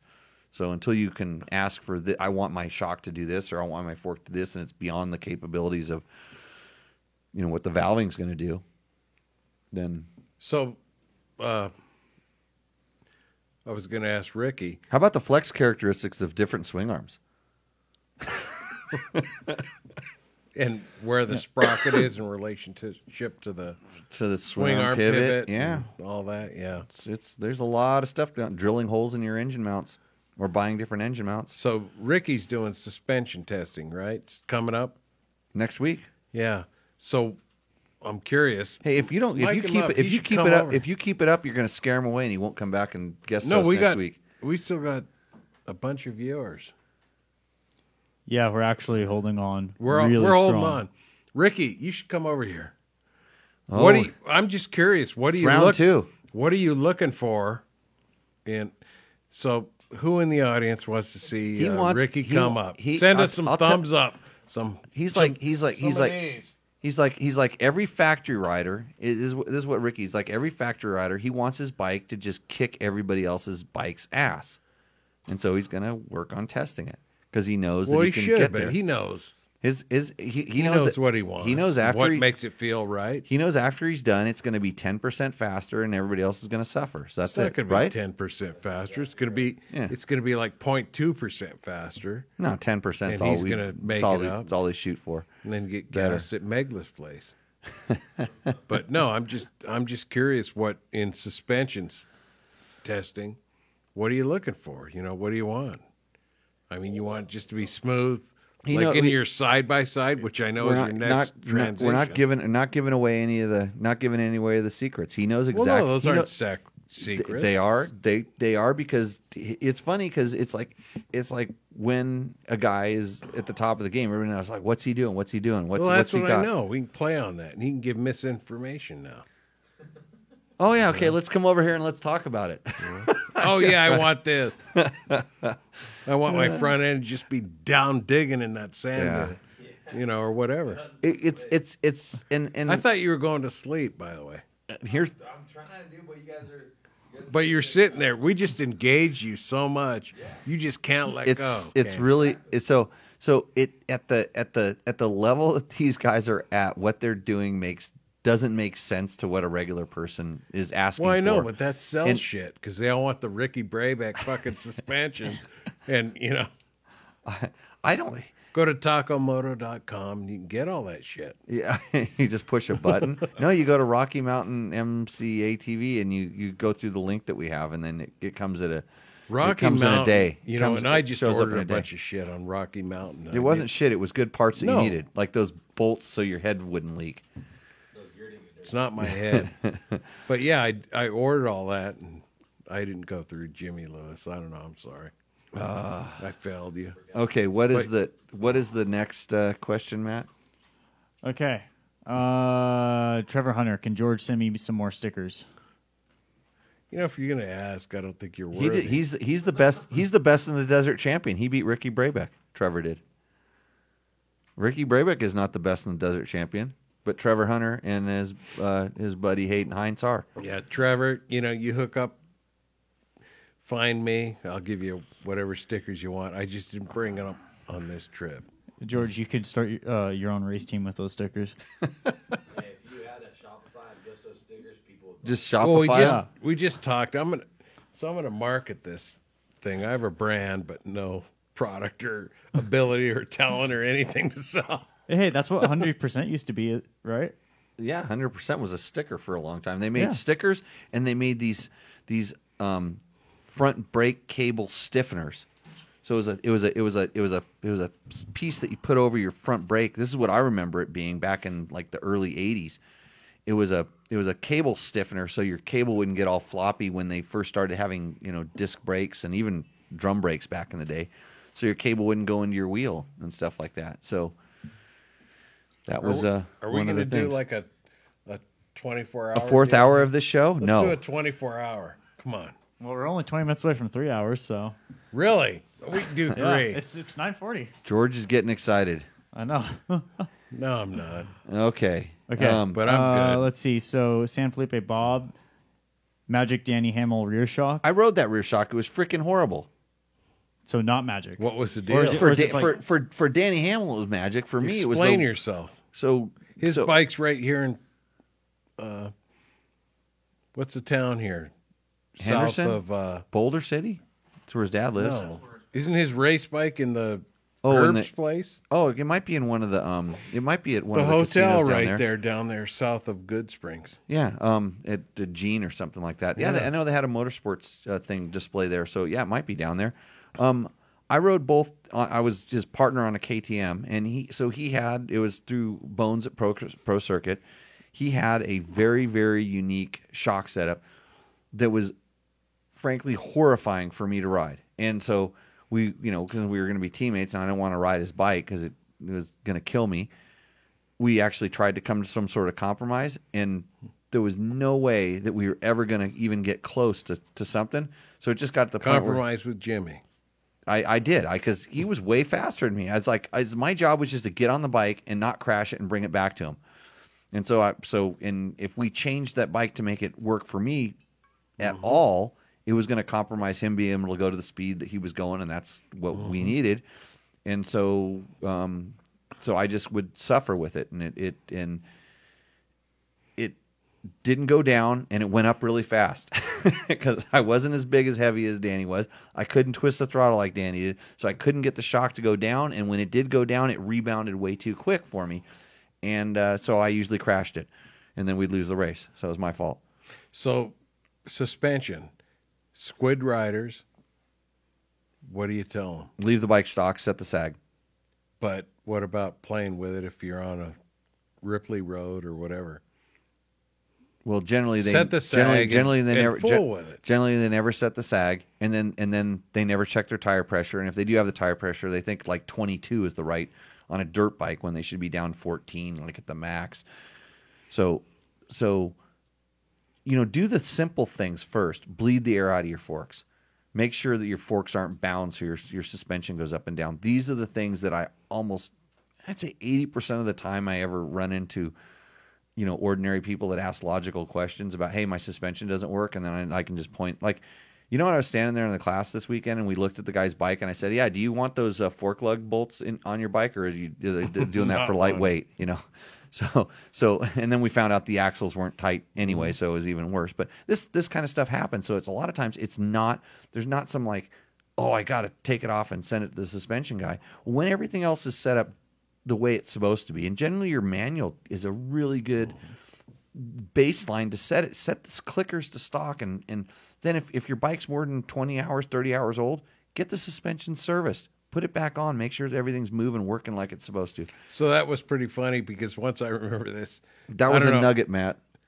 Yeah, it was. That was a nugget. Like my suspension doesn't work. That's step one right there. And Yep. so I'm texting Jimmy because I have access, back and forth for like 20 minutes about suspension setup and everything. And he said, "This is all in your manual." And I'm like, and I read it, and I'm like, It yeah, it is. And it I is. set it all up, tweak it and everything. It is in your manual. It does tell you stuff, and like even like a brand like KTM, even like Hondas and Yamahas, a lot of times they have like they have a comfort setting and a standard setting and an aggressive setting or stiff or whatever, and they'll give you some of these guidelines, but try those first because they're usually. The KTM ones are so simple. It's kind of funny because it's just like soft is like 5 clicks out on everything. And it's like it's not rocket science. But at that point, you can say, okay, I like the comfort better than I like the soft. Soft actually, made it feel like this. And most of the time, when I go to a softer setting, it makes the bike feel stiffer because it packs into the mid stroke. And so yeah, it's more supple, but it also packs and then gets stiffer. So I end up going stiffer to make it softer. But you just your brain doesn't lie to you when you feel certain things. So, and that's why the clickers go both ways. Try it. But most people do not touch those. They really don't. They don't fool with them. No. They just send it off with $1,000 and call it. Hey, Birmingham's on. Hey, Birmingham and Mark, you missed out. We just went on a 690 tirade. He's another one of my. He's my follower. He actually he introduced me to the Church of Anti 690. Oh, really? Yeah, he was the one. He's so XR 650. He'd probably be really bummed wherever I put that XR 650 on the Rooster Ender board. He'd probably think it goes above the 570. Not even close. Not even close. We have any more of these awesome questions? David Kessler. So this is going way Kessler, back. I like that name. Sounds Oh, smooth as silk. That's the stuff you leave in your motorhome for Months, to warm. years. Yeah, and it gets Well, I don't warm better. it there. It's just whatever the temperature is. All right, We so digress. this kind of goes back to that 144. He and the other guy were going back and forth about trying to diagnose it. 20 minutes of sucking dirt because of a poorly installed air filter would take all of your compression away. Hey, I gave him more credit than that. I did not. Yeah, that's exactly right.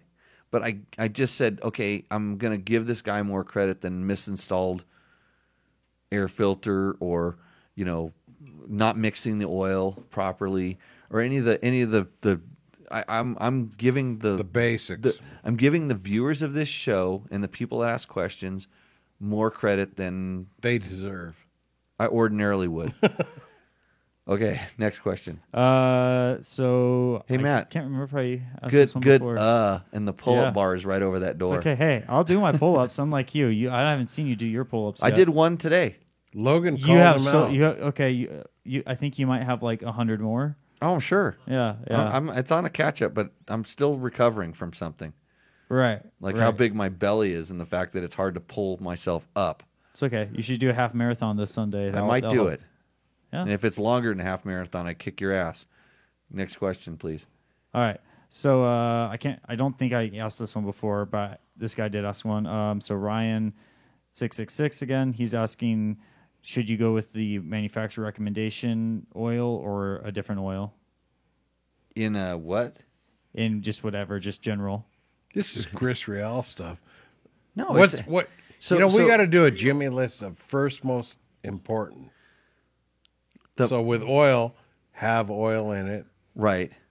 With electrical failures. So like we said, what was the last thing you changed? Like we said, well, no, with any failure, like we said earlier, that you can't go wrong with the manufacturer recommended oil, nor the capacity, nor any of the stuff that the manufacturer puts in the manual. Generally, those are really good guidelines to go by, and you're not going to go wrong. So, I hope we're wrapping this up. Yeah, that was the last question, and I needed to be wearing some Scott goggles for all this. Yeah. Okay. Yeah, just a. It's kind of like getting. How many? Who's my eyes. watching now? We have- 3 hours? Probably your Did brother we and make all of his 3 friends. hours? no, we're not gonna. no. We're Okay. 12 minutes away from 3 hours, and I got maybe 2 more minutes in me. There's really no reason just to make this show longer for the sake of making it longer. No. It's Just fine. punish Generally, everybody. it's like 2 hours, and I'm sure the ratings go downhill from here anyway. So Actually, they've held pretty hey, consistently. San Felipe Because Bob, I'm here. I still have your shirt here, your Preston Campbell ISDE shirt, by the way. So it's waiting for you. I miss Birmingham and Mark too. I'm sure we'll see him in the future. But hey, thanks everybody for joining in. Thanks for sticking around for this long. If you stuck around for this long, you're probably on a really long drive someplace, and you just started this, and you said, "Holy crap, where did that 3 hours of my life just go?"